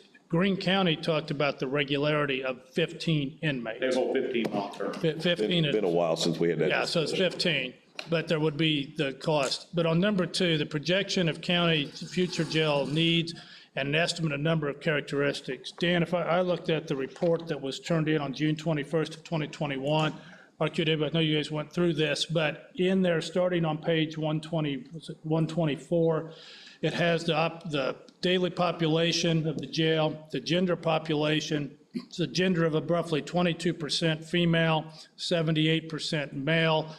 You projected the inmates in a trend projection by year, and you've carried it out to the year 2035. Your projection is an increased number of inmates into the jail. Is that correct? Correct. Okay, and the characteristics, are you looking at that to be fairly consistent, that a 20 to a 25% female population? That's been increasing over the last 20 years, and I would anticipate that that trend would continue, probably not at the rate that it has. Okay. That's what we're seeing across the state. The female population just continues to grow, so. Okay. But according to what you're asking, I think we did do all those projections as required by the. Yeah, they're in there. So on the estimate of the cost, though, I think one of is not one of the hurdles. No one's interested in doing it, so it's a little hard to project. Well, I mean, we did project the cost. there, but I mean, for a multi-county No. jail, there's not, because no one. But the problem is, and how do I say this tactfully? I guess I don't. You know how hard it is to get one county to agree on doing something? Imagine trying to get 2 counties or 3 counties. And how do you lease it? Who covers the insurance? And who covers the operations? And where's the reimbursement? It's just not administratively possible to get it done. Dan, you're the consultant here. Have you did any other jail projects of any kind for any other counties? I have 17 right now that I'm doing, a total estimate of $300 million. We're doing Hendricks County that you referenced. We're doing Hancock County. We're doing Johnson County. We just finished Greene County, Posey County, Warwick County, Fulton County. So we've been through this step with all of these different counties. Okay. So based on your training experience, I mean, do you see any option, any possibility of feasibility of not building the jail and trying to outsource this? Is that a possibility? No. Okay. All right. Thanks. I just want to make sure on 2 and 3. Thank you, Dan. Appreciate it. I think we're Did I ready miss for. anything, Eric? And I think that the information that Dan's covered. You're good? Is part of our report. Okay. We approach this. I know that it team. normally is. I just wanted to ask in case you had something you wanted to add or No, tell us that Dan was wrong about or. No, I mean, from a design standpoint, we've gone through that. I think that, from an operational efficiency standpoint, it's important to note that that's part of the design and something that's considered, because the most expensive thing you'll do for the next 30 years is operate the facility, not build it. I might also point out that we're not reinventing the wheel. This is almost the exact same new jail pod that Greene County has. This is basically the same design we're putting in about 12 or 13 counties. It's well proven and has been vetted out by all of you. You're already benefiting from them having paid for any mistakes that were made early on. And Sam, that's the one that we toured back a couple years ago, correct? And I know some of those people no longer with us, but yeah. Okay. Thank you, gentlemen. Jeff, I guess you're up, and you're the one with the good news or the bad news, one or two. Well, there's always a little good news, a little bad news. This is Jeff Peters with Peters Financial or Municipal. So we'll let him speak on our finances, our taxes, where we're at with the money that comes in for the jail, and I'll be quiet there and let him continue. Appreciate the opportunity to be here and to help. To kind of touch on, over the last couple of years, we have developed two different fiscal plans for the county. And in these fiscal plans, we look at both operation and capital needs and figure out how you're going to pay for those, and then look out prospectively into a few future years to make sure that you're making decisions that have some foresight to it, that you can afford that, both operationally and the debt service for those. So as the sheriff represented, a couple of years ago, we were downstairs, adopted a correctional facility income tax. At that point in time, we adopted the full amount at 0.2.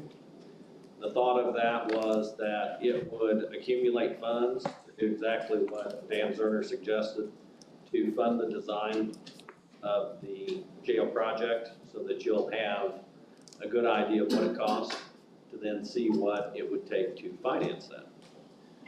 We, at that point in time, did talk about that we would need additional income tax to that, and talked about that being in the form of the public safety income tax. We get to, as Dan talked about, June of last year, county has several financial issues about getting through 21, getting into 22 and going forward. So again, we have a nice big public discussion on income tax. The county adopts the public safety income tax at its highest level. As the sheriff mentioned today, it is covering his entire budget. And that's by design, in the fact that the sheriff's budget at about $3 million lines up exactly with that public safety number, and all of those expenditures are eligible. So what we did in the fiscal plan was pull all the sheriff's budget out of the general fund, put it into this specific public safety income tax fund. And it is now providing a surplus to the general fund. And what was built in that plan last June was a surplus of about $700,000 a year. That money, along with the correctional facility lit, after they go through the design, there should be a little bit of money left in there at the end of 22, and that correctional facility income tax rate is only allowed to be levied for 22 years. So 21 and 22 will be the first two. We can then use those last 20 years for debt service. And if we could still skin off $700,000 a year from the income tax that's in the general fund to fund operations, you could fund probably about $22 million in project. Now, based on some of the conversation tonight and talking about personal services, raises, inflation, I would recommend that we revise that based on whatever decision you guys make on raises. Because typically in any government organization, you're gonna have 80+% of your costs are gonna be personal services. So small increases in people's salaries, benefits, health insurance, sometimes makes a huge downward impact. The fiscal plan, as it was developed, allotted for a 3% increase over time. If it's gonna be a lot more than that, then that number's gonna come down, and that 22 million is gonna come down. The other thing that, you know, we all need to be aware of, and Dan and Eric, I'm sure, are, you've got inflation, So one, we want to build inflation into that fiscal plan from your side. But the other thing is we have potential increases in interest rates. The Fed came out and said, you know, potentially they might have 6 or 7 rate increases. I can't imagine that anybody could physically implement that many that fast. But every 0.25% interest increase, the numbers I ran that 22 million on was based on 2.75%. That's achievable today.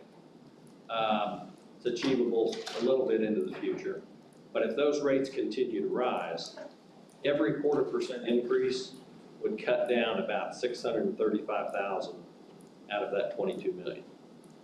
So if we see a lot of fast interest rate increase over the course of 22, and you know, as Dan talked about, if we could get to a bid in January of 23, we would want to issue bonds about that same time when we get the bids. Again, we had talked about before, if we do a jail project, because of the size of this, it will have to be a lease rental, so you'll have a building corporation for the jail. It won't be general obligation bonds. And as part of this lease rental, we need to have that good bid on hand at the point in time when we close those bonds. But there's a lot of pre-work to be done in that in the last half of 22. So if you do plan on that timetable, you want to line up the bid results with your bond closing at about the same time. And the lead time on that bond closing is probably a good 6 months. So if I may interject, our thought is if you approve us, there's no new contracts needed. You might need to sign off on Eric, an addendum to his to allow him to go forward that we could have ready for you by your next meeting. But we're looking at 6 months here for design. So that would take you into the end of September, which would be perfect because that gives you October through December for Jeff and Barnes and Thornburg, or whoever your bond counsel is, to address the financing, allow us to go ahead and bid the project. And it would give us time in that to fully test. And once he gets the design done in about 60 days, we can give you an at-market bid that's probably within, or a bid estimate that's probably within 2% or so of the final bid result of what we expect. Right now, we're at 15 to 20%, but we get Eric's work done, we can get that down to a couple of percent. And we can do all that between October and January before it gets bid. So one alternative I kind of wanted you guys to think about, because we've kind of got a binary position in that if you do all this under the income tax, and we've only got 22 million, or we get a couple rate increases and their inflation comes back, and you've got to somehow parse out some of that project. You've got to either make that decision that you're going to be able to go forward with alternates to get what you need, or you do always have an out that you can go and put it on the property tax rolls. To put it on the property tax rolls at that level, if a petition is filed by taxpayers, then it goes on the ballot for referendum. We typically try to avoid that for pragmatic reasons because, you know, good people can all agree that we need to take care of our prisoners and we really need this. When it comes to the point of going to the poll, they cannot in good conscience vote for jail. You know, I think that's just the reality of what we've seen so far. But, you know, if that's the position you have to go for, you know, that's an option that you have. Two other things I want to touch on real quick was for the best bond rating. One of the things we had talked about is the fiscal plan that we've prepared the last, I think 2 times over the last 3 years. We would recommend that you revise that, particularly in light of personnel increases in costs, to make sure that that reflects a model that the county is operationally online to continue to provide services, and that will give us how much money we can skin off, and then tell you whether that number is 22 million, 19 million. The other part of that we've talked about before is the county really needs to have appropriate cash reserves. which got burned in the process of getting through 20 and 21, as you've consumed a whole lot of cash. And I think the example we walked through last year was, it should be about 30% of operations. I think you had like an $11 million budget, so you ought to have about $3.3 million on hand just as cash reserves. You have now $2 million in ARPA money, $2 million coming. As the attorney said, you cannot take that money and dump it into the general fund. However, these are government services. You can pay for the government services out of the general fund from the ARPA fund. And because you don't spend that amount in the general fund, its cash balance will swell. So you can, by that mechanism, rotate ARPA money into and develop the cash balance into the general fund so that you have that operating cash reserve. Now, I think you can still be financed without that, but there will probably be somewhat of a ding to the interest rate, and I don't know how much that'll be. Again, I bring that forward to you as an option. I know you've looked at $1.6 million in road projects. There's another alternative, and actually multiple alternatives that you could fund those projects through by putting them on tax rolls, property taxes. I know that's not a popular thing, but again, that's, an option for you to weigh as the county as to what it is that you're willing to do. Again, most of my stuff are options for you to gain, or for you to gauge back and forth, not really recommendations.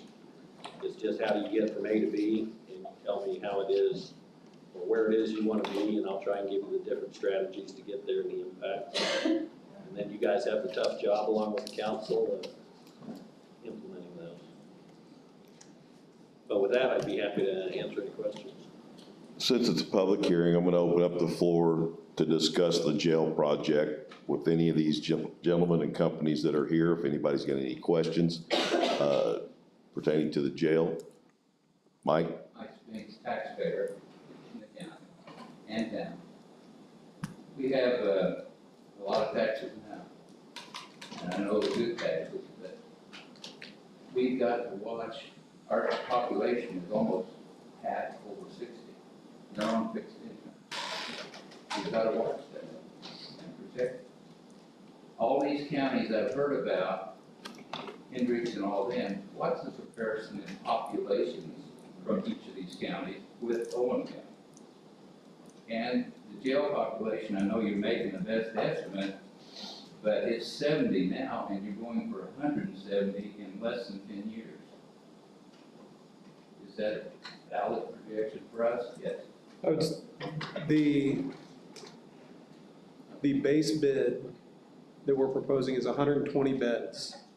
And as the sheriff mentioned, what needs to be considered is the classification factor. That means that 120 beds is fully occupied when it's 80% full. 96.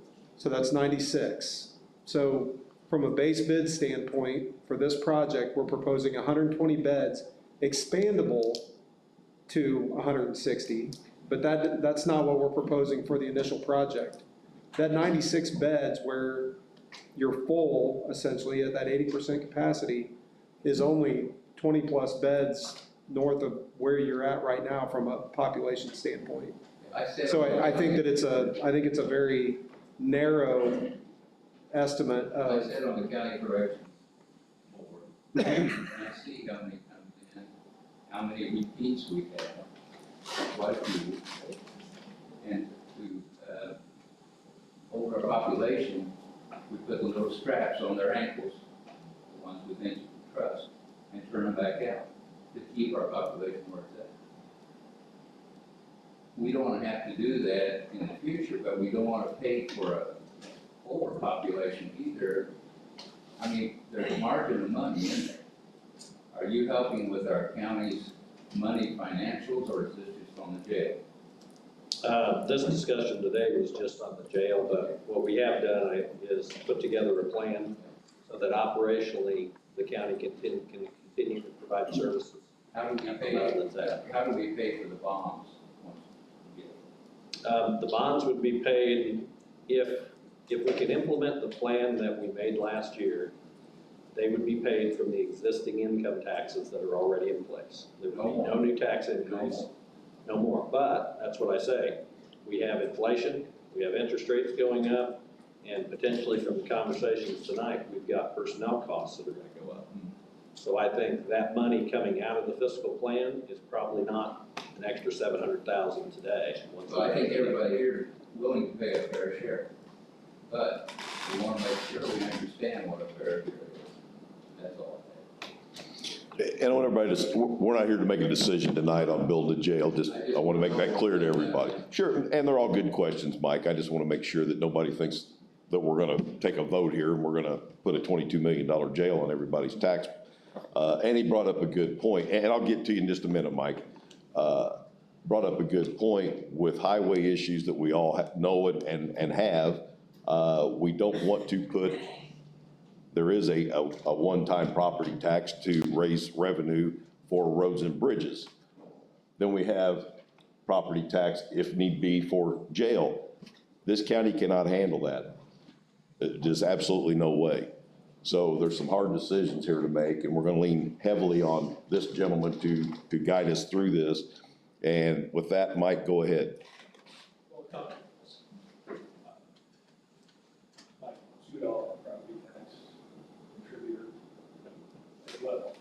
So what I'm hearing here is we're not here to vote on it. So we're listening to the price of not making decisions. Okay? It's costing more money because the hotel rates are going up. It's costing more money because now I have to worry about inflation. It's costing more money because now I have to worry about interest rates. Well, I wasn't thinking about interest rates a year ago or so. I don't know, I wasn't part of that process. But we're sitting here now getting ready to not make decisions and delay more cost increases and not do it for reality. And somebody needs to have a little bit of reality check with respect to how we actually make decisions in a timely manner so that we don't have to hear about this tax rate going up or this tax rate going up. This is all on our elected officials. You have been tasked with making timely decisions. You've been given the luxury of the folks a couple of years ago who wanted to do something with the jail. And yet here we are not moving forward in any timely fashion and dealing with extra costs, with could be extra taxes. On top of that, to what Mike just mentioned earlier, and I won't belabor this, we had a population base that's stagnant. Okay? You allocated $250,000 to go do something about it. Go do something about it. Get some people moving into this county so that you're not asking everybody that's here to just keep writing a bigger and bigger and bigger check. That's another surefire way that you will die as a county. You will spiral out of control because nobody's going to want to live here. And the people that are here are going to just say, you can't take care of and do your own laundry. What county would have their right mind to think that they want to take some of our dirty laundry and our prisoners and bring them over there? They're looking at us and they're laughing.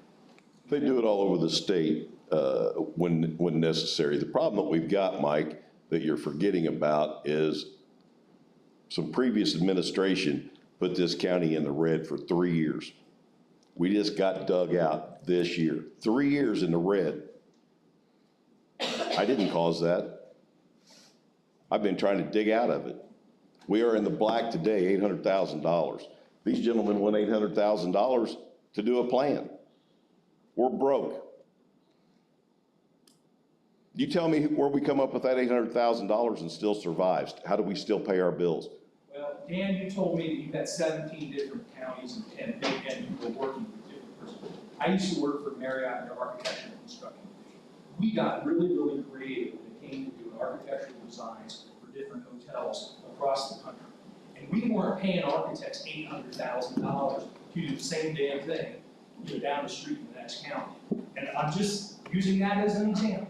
okay? I'm just telling you what the man said, it's 800,000. I think everybody in here heard that. Okay, and the man next to him, and I'm not disputing the cost, the man next to him said it's gonna cost $20 million, $22 million, $24 million, cost is going up, okay?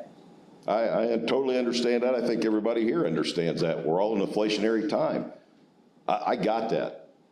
It's not hard to figure out. That's pretty elementary stuff. But you gotta have the cash up front to move forward, and that's in a position that we are not in. Jeff, Jim, you've worked these finances for 3 years. Talk about floating bonds, okay?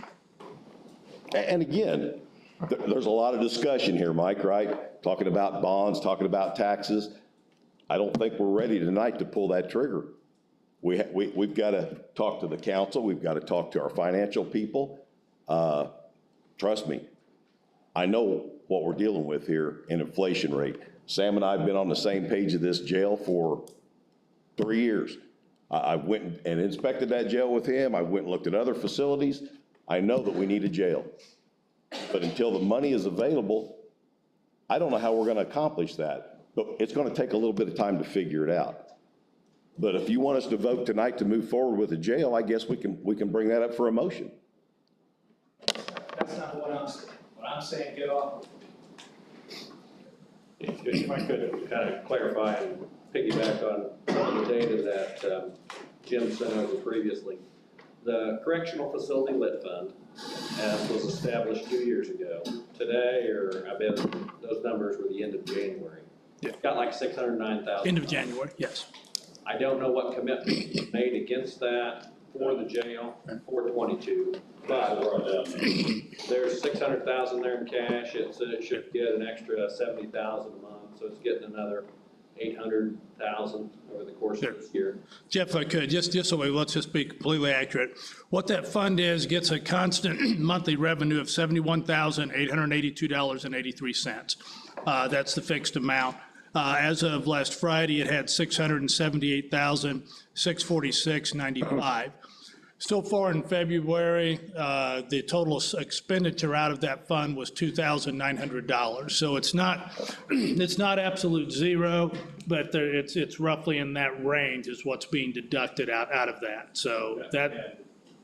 Yeah, what I would say, Jim telling me differently, some of the acceptable expenditures out of that fund would be to pay for their design if you choose to go that way and you want to do it. And I agree with that, but we've had to use that fund for the last 3 years to keep the jail up. So we've collected 3 years of 800,000, that's 2.4 roughly, and we have 600,000 left of that. That's not correct. No, this is only the Second year, I'm sorry, Sam, 2 years, not 3. With the expenses, and I know we're going, and I'm not patting myself, that guy sitting right there with the glasses on, he's Assistant Joe, man, Levi Miller, the Chief Deputy Miller here. We have actually held off from spending hundreds of thousands of dollars. We've made Gary's talk about this, me and Bob's talking about this. I've got a list of things that I can go tomorrow and I can spend $500,000 tomorrow, and the taxpayers will never know what we fixed, pretty much. I mean, that's just the jail in its entirety. But being able to use some of the correctional facility money that we got coming in, that's $70-some thousand a month, is going to be our avenue, just me personally, to make the next step for a design. We cannot proceed past tonight if we don't have a design on scope of work that needs to be done with alternatives. You know what I'm saying? We may not get the 140 bed facility. We only maybe get a 120 bed facility. But we have some money available right now with the correctional facility money to help pay for the design part of it. Just like Dan said, get the design done, doesn't mean you're gonna build next year. Maybe it's 2024, maybe it's 2025. But the design is done, it's paid for, it's going to be there when we can make this happen. That's my point. And I got that. Getting from the taxes. Right, but Mike, here's the thing, and I'm good with that. We've got 600,000 sitting there. We spent roughly $250,000 of this money last year for jail maintenance. How do we know tomorrow we're not gonna have a major failure? What if I have to spend 200, and this is our responsibility as commissioners, all of these buildings are our responsibility. Something fails, Sam calls, hey, I've gotta spend $100,000. Now I don't have the 800,000. So there's gotta be a little give and take here somewhere, but right now we got 600, not 800, and if I take it all, then Sam has nothing to keep the jail maintained with. It's not in his budget. You've got $600,000, Jim just said you left $70,000. You're not gonna write a check for $800,000 to redesign tomorrow. So, No. so somebody can figure out the math. My point is, you're wasting time. You can get the ball rolling now, get the ball rolling now. That's all we're asking you to do. You don't need to have the perfect What's the information. $800,000 do? They're sitting right there. When do they want to check for $800,000? Is it payments? Is it all at one time? How's it paid? It's a percent complete contract, so you're only paid for the work that you complete. So if you got through design development, which is the next phase of design, then that's only 20% of that. Is that a not to exceed price, is that what it is? It's a lump sum. 800,000. And, Jeff, you had and any? I might just, I'm not speaking for RQEW directly, but we've worked together enough. They're a pretty good public partner. I mean, we delayed our fees on the first phase for 6 months to a year. And you did, you were very gracious by doing And that. I think to help the county get started, you can say yes or no, I'll just put you on the spot. But my guess is if we spread your payment out over a year instead of 6 months, you guys probably wouldn't care. Of course. So, I mean, we would do that to help. So we could delay. See, Mike, we're talking, this wasn't brought out before, right? So you wanted us to make a decision before we had this conversation, and that's why we need to get all this figured out. What I'm suggesting is we could delay, maybe pay half the architect's fee and delay the other half till the project is bid, the bonds are issued, and then make them whole for that. There's some way we can work that out. Go ahead, Brett. Yeah, I just want to confirm a point that I've read in the art materials, but I want to make sure I heard it right. And that is that this money, to a large extent, $2 million to $4 million is fungible. That general services include virtually anything that the government normally ordinarily spends on. And that if we were to direct some of that money to help handle some of that general expense, we could and not reserve it all, and God knows I'm a 45-year resident of the county, not reserve it all exclusively for the highway, which was overspent $3.2 million in 2019 and 2020, or they take more. We could create some of this cash that's gonna need to be available for some of these other projects that we've done. Did I hear that correct? I believe that to be true, but I'm gonna defer to legal counsel. Sure, and what both Barnes and Thornburg and myself said the same thing. When they put it in the recovery, it's in that bucket. It's in the bucket that you're doing. Now, if the commissioners and the county council say we are going to put that to Department A, that's a totally different decision. But yes, I would concur with Mr. Peters, I would concur with Barnes and Thornburg. With that money, technically, it can't go to the general fund. Everyone knows that. But if I can use, I'm just going to pick the auditor because it starts with A. If you wanted to pay expenses in 2022 in general and let that general fund rise, yes, that does not seem to be in violation of anything. Then it becomes your balancing. But yes, that is correct. I haven't heard any discussion of that type of thing leading up to tonight. Okay. That's why there's $2 million still left there for that discussion. The entire discussion has been about setting it aside for highway. Okay? Recognizing that can be changed, it usually only gets changed one way. Okay? So I think it's important for the public to understand that this $4 million can be used for a variety of things. And the council certainly should be considering this, and certainly should be defending the budgets they put together going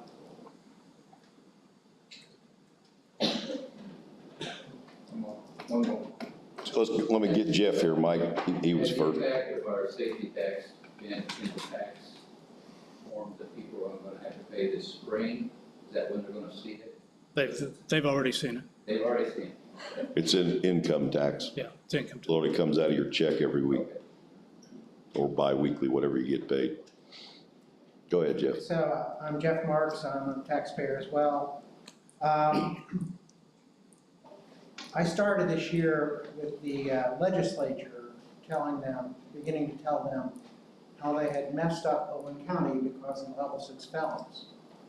And I was told in the first meeting that there was a House Bill 1004 which changes the way in which level 6 felons may be dispatched upon conviction to either local facilities or not. So I think that's a piece of news. Now, it's got through the House, it's sitting in the Senate. We don't know whether it's going to pass. If it does, in the projections, when you guys made the projections, what percentage of the jail people were level 6 felons in 10 years? Well, we only have 6 right now.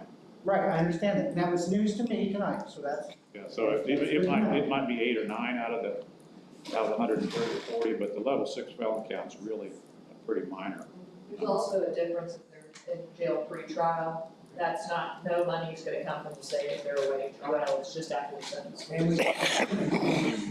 No, that would be after the sentence. Yeah, fine, so thank you. So, one other comment I'd like to make, and that is, Vigo County just built a jail, $66 million. There's 105,000 people in Vigo County. We're talking about a $22 million jail, and there's, I thought it was 24, and there's 21,000 people in this county. And I hear tonight, well, if inflation goes up, we could have trouble. If we pay people more money, Lord knows we don't pay people in this county very much money. Sorry, we don't. Okay? If we pay people more money, we're going to have to adjust. What I hear when I hear that is, okay, there's something coming down the road, which means the taxpayers will pay more money. That's what I hear. So my question to you folks is, why can't you say, we're not spending any more than $22 million and we'll make it work that way? See, I don't like this business of, well, we just don't know. I understand you can't predict the future, but if somebody gives you a number and we just ooze out of that number, then guess what? And I'm right, we can't delay any longer, but by golly, we ought to be in a position where we don't come back here in 2 years and go, you know, we just couldn't help it, we're gonna have to raise property taxes. Why don't you set the number at X and say, make it work? Because you already collected the money for making $22 million work, and you've got these other factors involved, and you still, and now, and I'm not beating up on anybody, but I just don't see why we're still, well, you know, there's unknowns there. No, make it work at 22, make it work at 21.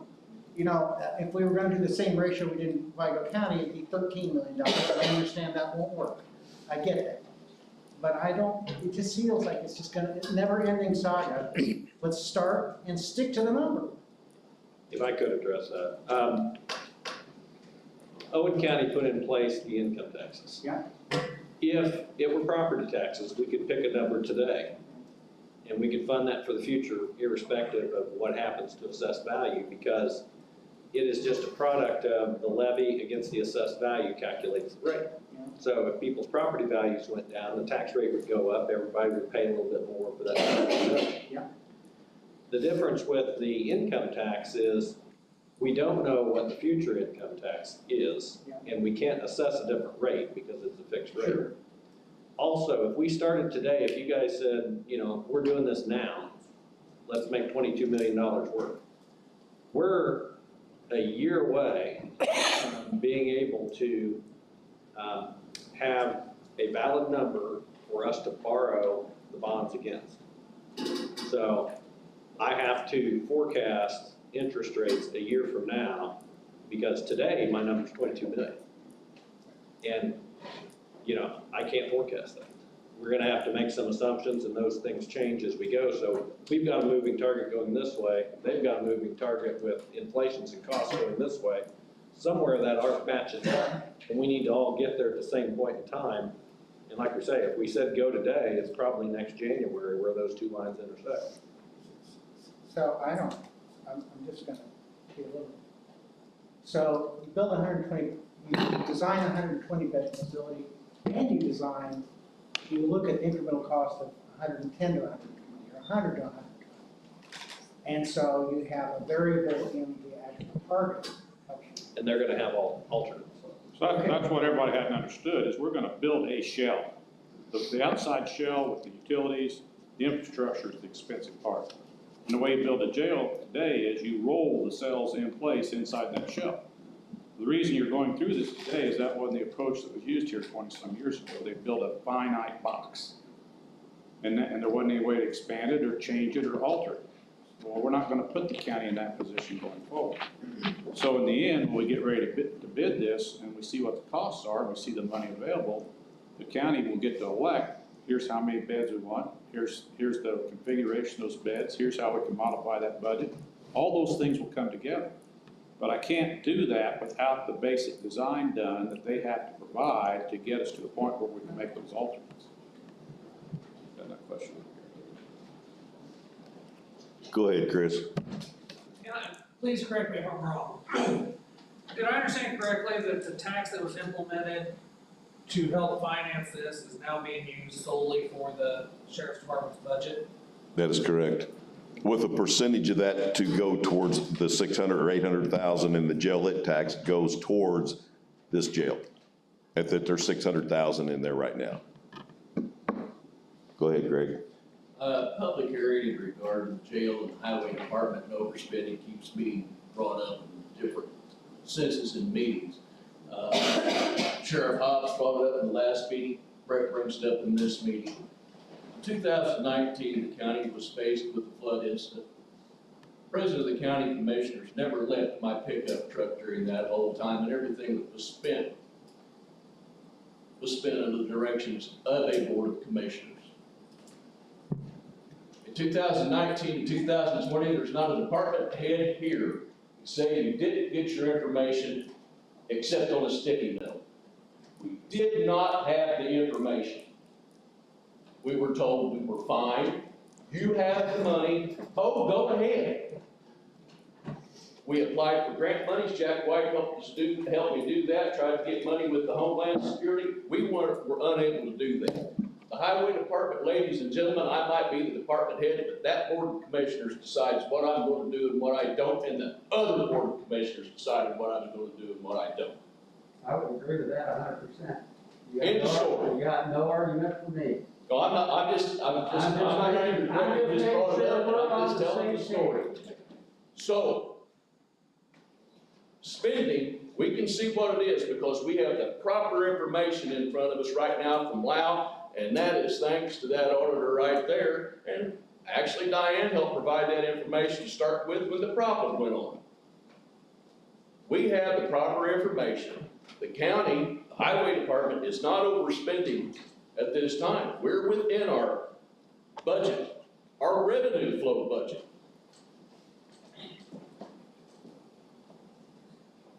My people are sitting here and they hear me talk all the time. I say, well, I've got to get through the politicians. Well, the politicians are the board of commissioners and the county council. And guys, I don't know, when I walk out of this meeting, I may not have a job, but you know, we got to look back at the people that were in charge in 19 and 20, and we've got to move forward. And I think we're moving in a positive sense now. I think the whole county is moving in a positive sense. And I'm just going to ask this question, Mr. Peters, can we afford to pay the money now to get the plans from these gentlemen to move on? If we cannot, then we need to decide what we're going to do. But we keep kicking the can down the road. We've fixed our financial problem. Or we're on the way to fixing the financial problem. But where do we go next? Is this the stage we move forward? If it's not, then we need to kick that can, but we know what's gonna happen money-wise. I'm not ingrained enough to answer that question affirmatively, but that fund for the correctional facility lit was designed to be used partly for the design and the construction of the jail. So that's the source of the revenue. It's also eligible to maintain the facility itself. So if today you tell me as the Board of Commissioners that, yeah, I'm not comfortable committing all of it because we may have $100,000 or $250,000 expense come down and that's where I'm gonna pay it from, then that answer is right too. Unfortunately, it's the only avenue that we have to pay for a major catastrophe. Sam recently found a 4-inch gas main inside the jail that had holes in it. Could have blew the place up. $800,000, $600,000 is not gonna fix that problem. Am I right, Sam? I mean, you called me and said you had a problem, and I'm saying those things are there every day, so we gotta be cautious. You got to call what? Here's the problem. Whether you like it or not, Greg, I hit it on the head. We do move forward without a design. That's it. We don't pass the fact that we need a design to know how much we're gonna spend on the jail. If we don't have a design, we're done. Don't worry about the jail today, but the rest of it, don't worry about tomorrow. We have to have a design. It is expensive. My Lord, it's expensive. Nothing against Eric or Dan or any of those guys, stuff's expensive. Paying $1.30 more a gallon for fuel right now. $1.47 more for blowing. It's not getting any better. It's not going to get any better. We got $700,000 in the correctional facility money. We don't want to spend all that today, just write a check for $800,000. We can't, because we have to have cash reserve on hand in case we have to fix something. Because there's no other place to go get the money. But we are accumulating $70-some thousand a month. 10 months from now, that design will be paid for. Figure it out. You'll have 1.3 million at the end of the year, just so you Yeah, know. 1.3 million, we don't spend that. Now, are we not gonna spend anything the rest of the year? Highly unlikely.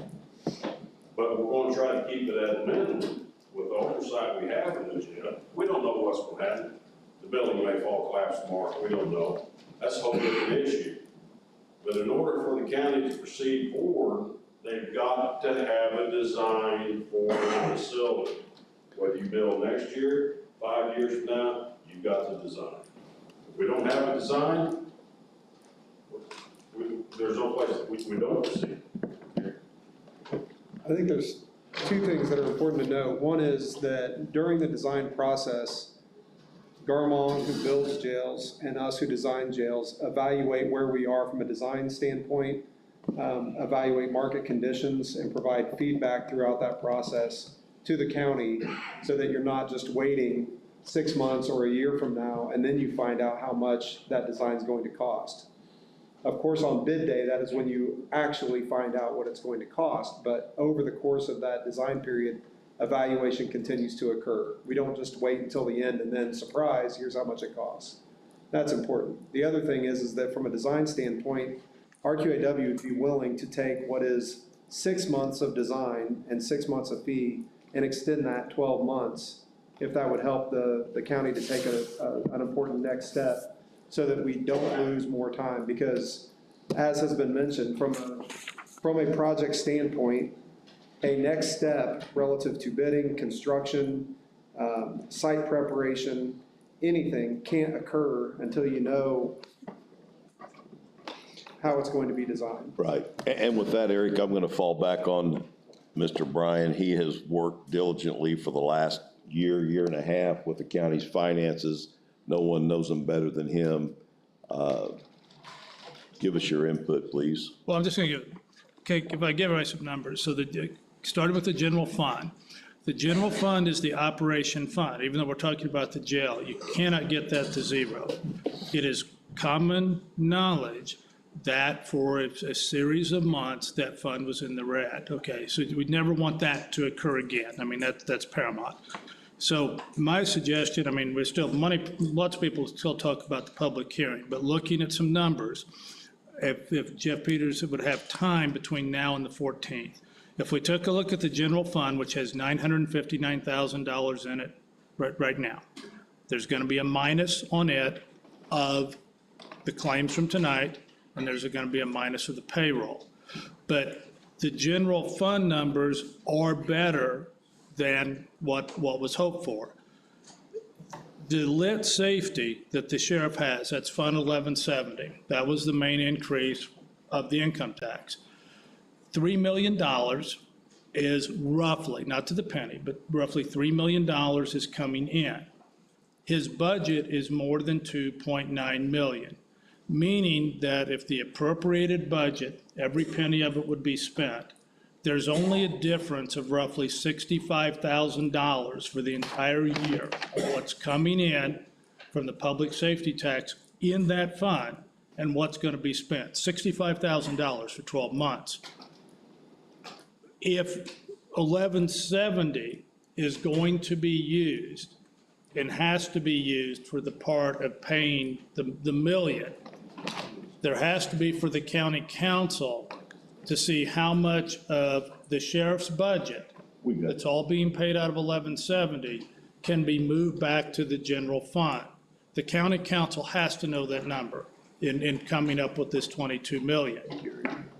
The other fund, the correctional facility, is correct. There is 678,000. There's 71,000 coming in each month. But anything going wrong, that's the kind of the defense. Up until these past 3 months, there has not been money in the general fund. There's been zero in the general fund to pay anything for the sheriff's office.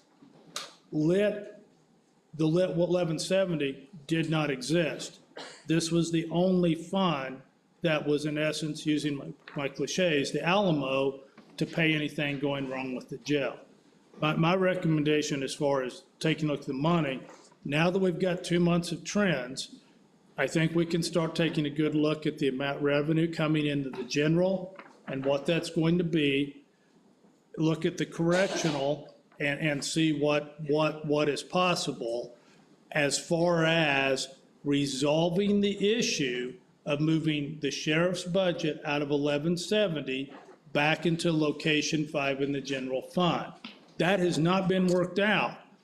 It can be, and it has to be, but for everyone, our county is doing better. It is doing better everywhere that you look in here, and some possibilities now have opened that did not exist maybe 6 months ago. If the general fund was in red by 800,000 or 1 million, that means there was no money. It's reversing, and the trends look good. So no, I don't think anyone, at least in response, about talking about 6 months respectively, but I do think looking at the next commissioners meeting and the council's meeting on the 14th, I think that would provide enough time in the next 2 weeks and the next 3 weeks to look. Now we can focus on these 3 funds and see. If I were a council member, I would want to know how our income is going to fluctuate. Once Owen County commits whatever that money is, I mean, it's a real commitment. Respectfully, I don't have an opinion. I don't vote. And I will say this over and over. I don't tell anyone on any commission that I have how to vote. But if I were a taxpayer here, I don't respectfully think I would want to hear that in addition to my lit income going to the max, that now I want 1 or 2 more property tax increases. I don't think anyone wants to hear that. So we have to look at that. Then respectfully in here, the retained money is just in that bucket. There is a wide variety of how that can be used. You want, as best you can, to get that general fund up. As Mr. Peters has indicated, we are going to be reviewed by financial institutions are gonna say, how's your finances? What's the rate? What's the commitment? The higher we can make the general fund, the better. The problem being, for every dollar you put here, that dollar cannot go. 4 million's a finite number. So if we're gonna build a bridge, that bridge of 155,000 cannot be used. These are the moving parts. I don't think you're going to solve it, Commission, and I don't think that's even an attempt tonight at this public hearing to solve that tonight. You don't want to rate, if you want an opinion or advice, you don't want 6 months, you want 3 months. But I think in 2 to 3 weeks, based upon all this discussion, I think you could get a clearer picture as far as revenue streams and what amount that you could have. That would be my recommendation. Public hearing, lots more comments to be made, but those are the 3 areas. General fund, lit 1170, and 1233, your correctional, are your 3 key funds for this area. Thank you, Jim. And that was my point, Mike, is 2 more weeks isn't going to make a difference, but we've got to have time to figure this out. We literally got out of the red in December going into January. We laid people off. We did all kinds of things to get to this point. We want to make a good decision, and I don't want to lay a tax increase on an absolute single person sitting out there no more than I want it for myself. So that's all I'm saying, because whatever decision we make goes to the council, and they're the ones that spend the money. So if 2 to 3 weeks makes a difference in this decision, and it's a right decision, I think it's worth it. Brett? Yeah, just, and I'm listening to Jim, and I understand what you're saying. But is it not true that $900,000 balance in the general fund really has a $500,000 negative in the payroll clearing? Oh, but more than that, more than that.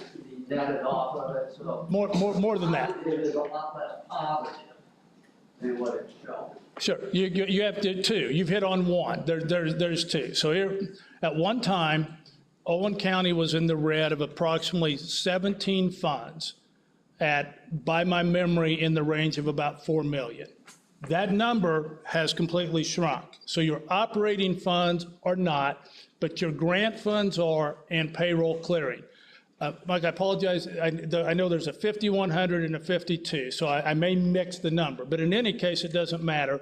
One of those funds, since I believe 2016, has had a negative balance of over 550,000. There is another grant fund, I believe it's 9051, that has a negative balance of a roughly 450,000. Now, rounding up, that puts it about $1 million. That $1 million is already reflected in when they do out the balance of the 10 million, those deductions are made. So there's not 11 million in the bank. So every month, those 2 funds show a negative deduction. At some point, absolutely, there has to be a day where both of those funds have to be resolved. The State Board of Accounts, Jeff, I'm going to speak to them, have recognized this, have noticed that, but there's an understanding that Owen County is not going to take the first moment that they get $1 million in the general fund and exhaust those pipes. But your point is well taken and well made. There's 2 funds that are in the red, they're totally known, and they will have to be reconciled at some point, absolutely. My point would be that any use of the ARPA money should consider what the actual net balances are. Sure. Not just what's reported each month at the meetings in the general fund balance. Because ultimately, 900,000 minus 500,000 minus another 400,000. Sure. Pretty close to Zero. Zero. Sure, absolutely. And the one point I'd only make on that, the council has, I believe, like 13 consecutive months. I mean, that point has been brought to them, and they are well aware. So there's nothing about not hitting, but those are the 2 funds. So in the context of the next line of financing or the next tax increase, I think it's important that the public understands. Sure. We're better, but there are still two funds in the red, in that amount, 950 to 1 million. The grants are mainly 1,000, 2,000 reimbursable. Those go in a different category. But Owen County, on top of everything else, still has 2 funds that are going to have to be reconciled. That's absolutely correct. Thanks to previous administration. Go ahead, Chris. Just so I understand, I'm not, again, I'm a mechanic, not an attorney. So we do have some options. Part of the ARPA money could go towards the 800,000, or say you could use 400,000, what you've already got. You could pull another 400 out of that if you needed to. Or part of the budget could go back to the general fund, which would then raise that. It can't go to general fund, but it can pay those bills of departments. I'm talking about Sam's budget. Instead of using the property or the public safety tax to fund his budget, part of his budget could go back to the general fund? Well, what your point is, I mean, just for clarification, it doesn't actually go in the general fund, but it can be used to pay the expenses. So what you're saying is yes, it's not quite the mechanism, but yes, if Owen County wanted to spend roughly about $400,000 this year, paying items out of 1170, yes, that is a possibility. Because the public safety tax was designed to help build the jail, is that accurate? Yeah, that is accurate. And now it's happened to be used for the budget. And my point was, could we alleviate some of that stress on that tax to use it for its intentions? We could, and that's why tonight we left $2 million in there to have this discussion, because there's. I wasn't trying to be argumentative, I was trying to understand. No, you're fine, you're fine. But we have other departments out here that's got their hands up going, I want some of that money. So again, we're sitting here at this table with a lot of plans, proposals that are gonna come our way, and all these things have to be discussed. And, you know, the biggest thing too is our council president sitting here, whatever decisions are made are gonna be put over in her lap, and that council's gonna have to make those decisions. All we do here is go, we're gonna move forward with a plan, and financially, it's their responsibility. But before we give it to them, we wanna make sure that we're sound, that we're making the right decision, because all we're doing is taking our problem and throwing it on them. And so if we take that 2 weeks, 3 weeks, whenever our next meeting is, to do that, I think that's the right thing to do. But you can still bifurcate this conversation. I'm sorry, Mike? You can still bifurcate this financial conversation. This is still, No, it needs to move forward. I just talked about the jail. Yep, it needs to move forward. I don't want to hear, I'm going to be a little bit anal here for a second. I don't want to hear about the general fund when we're talking about the jail. Just in my clarity of the conversation and the problem I'm trying to solve. The problem I'm trying to solve with respect to the jail is, do we have funds that will allow for us to move forward to the next phase of the jail? It's already been approved. The funding mechanism's already been approved. It's generating $70,000 a month. It's got $680,000 in that pot. You heard the design folks, Eric and they're willing to stream that out over periods of time to not put any financial stress on the county. There's a conversation thread, a decision construct that you can make around the jail that has nothing to do, even with respect to 2 to 3 weeks, which may turn into 2 to 3 months, which is what I don't want the jail problem to be, because we've heard that delay, cost. So if you guys can at least think about that ability to streamline a decision that doesn't affect anything else, I think that's what you just discussed, wasn't it? Mike, the only thing, the reason the general fund is brought in is ideally the sheriff's budget's they have to figure out a way to get that sheriff's budget back in the general fund. It can't be non-discussed. I understand your point. If we just want to say, let's talk about a plan only, and let's talk about an expense for the plan, I'm totally there. But talking about to step B, that is a huge hurdle that has to be resolved, and it needs to be resolved now, not a year from now. It really does, because what happened was the sheriff's department was totally paid out of the general fund, completely. This year, it was totally moved out. There's only $65,000 difference between the two. they have to have more than $65,000 to process that. So there's got to figure out a way to get that amount of that money back in the jail. Part one, the plan, I'm totally following you completely. My respectful submission to them is just don't stop there. Recognize, and can we present also how to get that fund moved over? That's all. Greg? I would question, the gentleman said he had 17, I believe, different jails that he worked on, and they're basically coming up utilities in a pod. Looks to me like they've done a lot of work. It would be the same thing. I would question the $800 that we're going to pay. Oh, excuse me, I meant 800,000. The other 1,000 we're going to pay just to do the engineering and design of this jail. Well, are we reinventing the wheel? That's what I'm wondering. Got a response to that, Dan? Sure, every site's different, every jail's different, every operation system's different, and even though we take a lot of the same components and put them in the same place, the mixture of the population is different. So I will just share with you that most of you buy a gallon of milk and you charge 10 cents or 20 cents on that dollar a gallon of milk. I think their fee, I've negotiated their fee on behalf of the county down from 7% to 5.5%. So their fee is based upon 5.5% of the anticipated construction cost, which is below the market rate. And you have to understand that everything that they design, when the prisoner gets hurt or hung in, they're responsible for from a liability position. So it's not just a cost factor. They have a lot involved in that. So, Before I ask the next, Baron, you'll be next.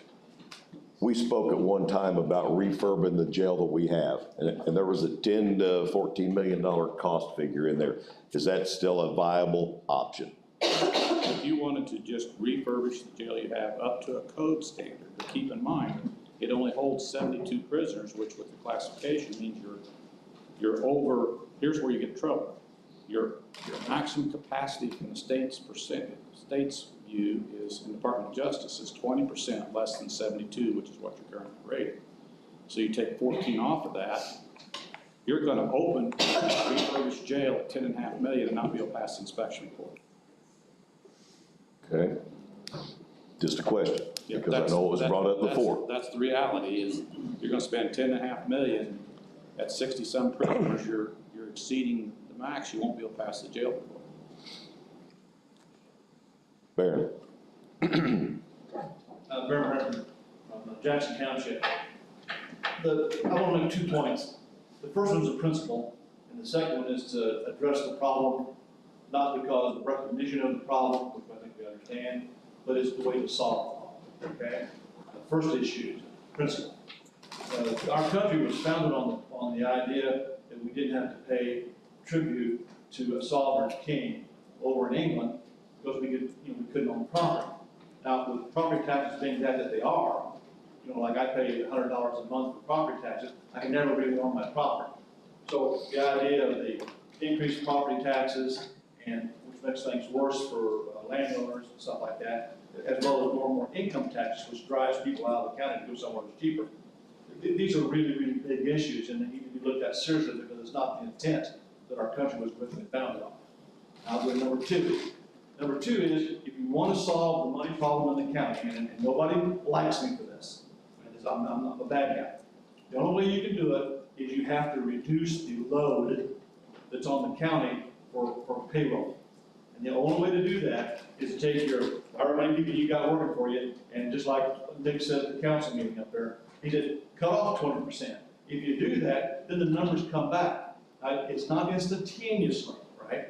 But over a period of time, the county can bring itself up to where we've got excess money in the treasury like we used to have 10 years ago, okay? And that's the only way we can solve the problem.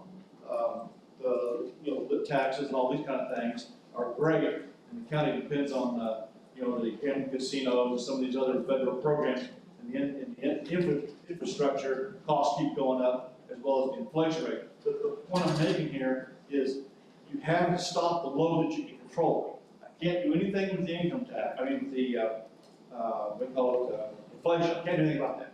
there's a lot of other things I can't do with the riverboat tax thing. I mean, that may go away. All these things are gonna be changing in the future. Inflation's gonna go higher in the future, the dollar's worth less, and the only thing we can control in this county is the load we have on the people by the number of employees that we have. And when I talk to a lot of people about this, they tell me three things, this is what I hear. They want to get a highway department because they're tired of driving on bad, bridges and chuckles and roads. They tell me they want an EMS or somebody to come out of their house and pick them up in an ambulance. And they want a sheriff's department to keep the bad guys at bay. Those are the three things people talk about. And I think they're the paramount things compared to everything else. So we need to control what we can, and I think the amount of money that we spend on employees and their insurances and benefits. I mean, I'm not against people having a job. I'm just telling you, in this county, with 21,000 people, we cannot afford all of the things that everybody wants. We cannot afford it. And so we have to cut and slash those things that we don't want to do, but we have to do it to be able to provide the services that the people actually want. Thank you, Barry. Bill? I'm gonna ask a question that's already been raised.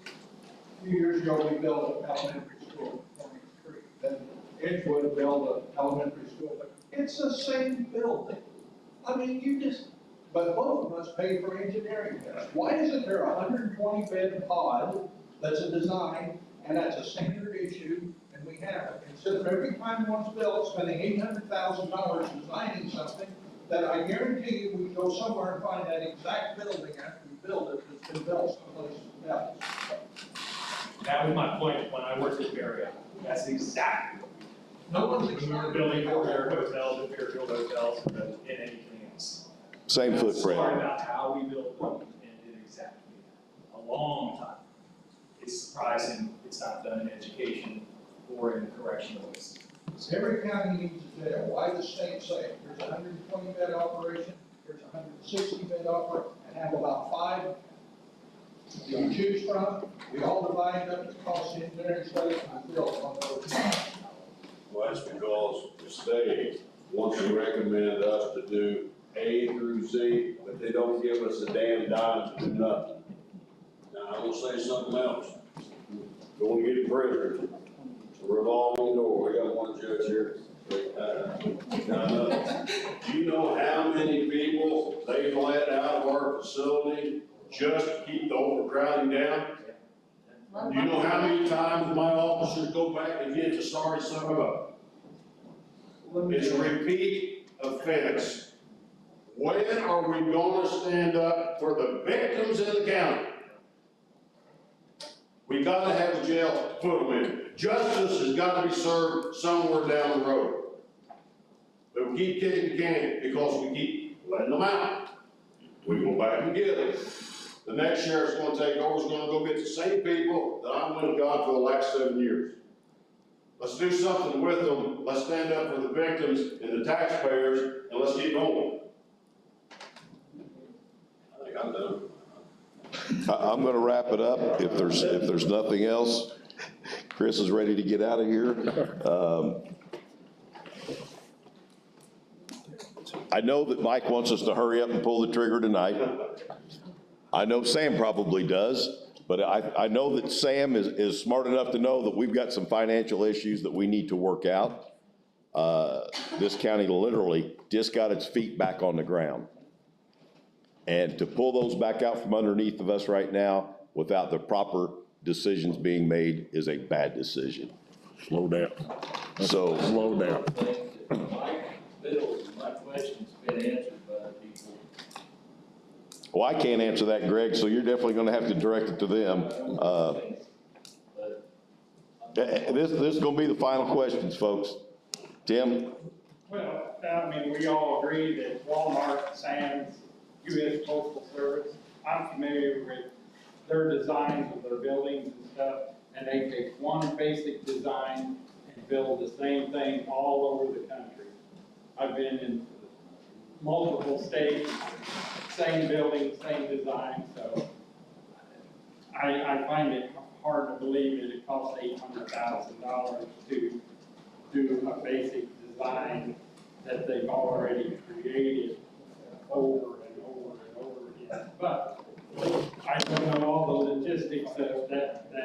they gotta go through to do the process. That's just my. Thank you, Tim. All right, attorney comments. No, Jay, have you closed the public hearing? Oh, I'm gonna close the public hearing at this time, sorry. No, nothing for me, Jay. Nothing for you? Yeah. Madam Auditor? Nothing tonight? Commissioners? Motion to adjourn? I make a motion we adjourn. Seconded? I'll second it. You already got it.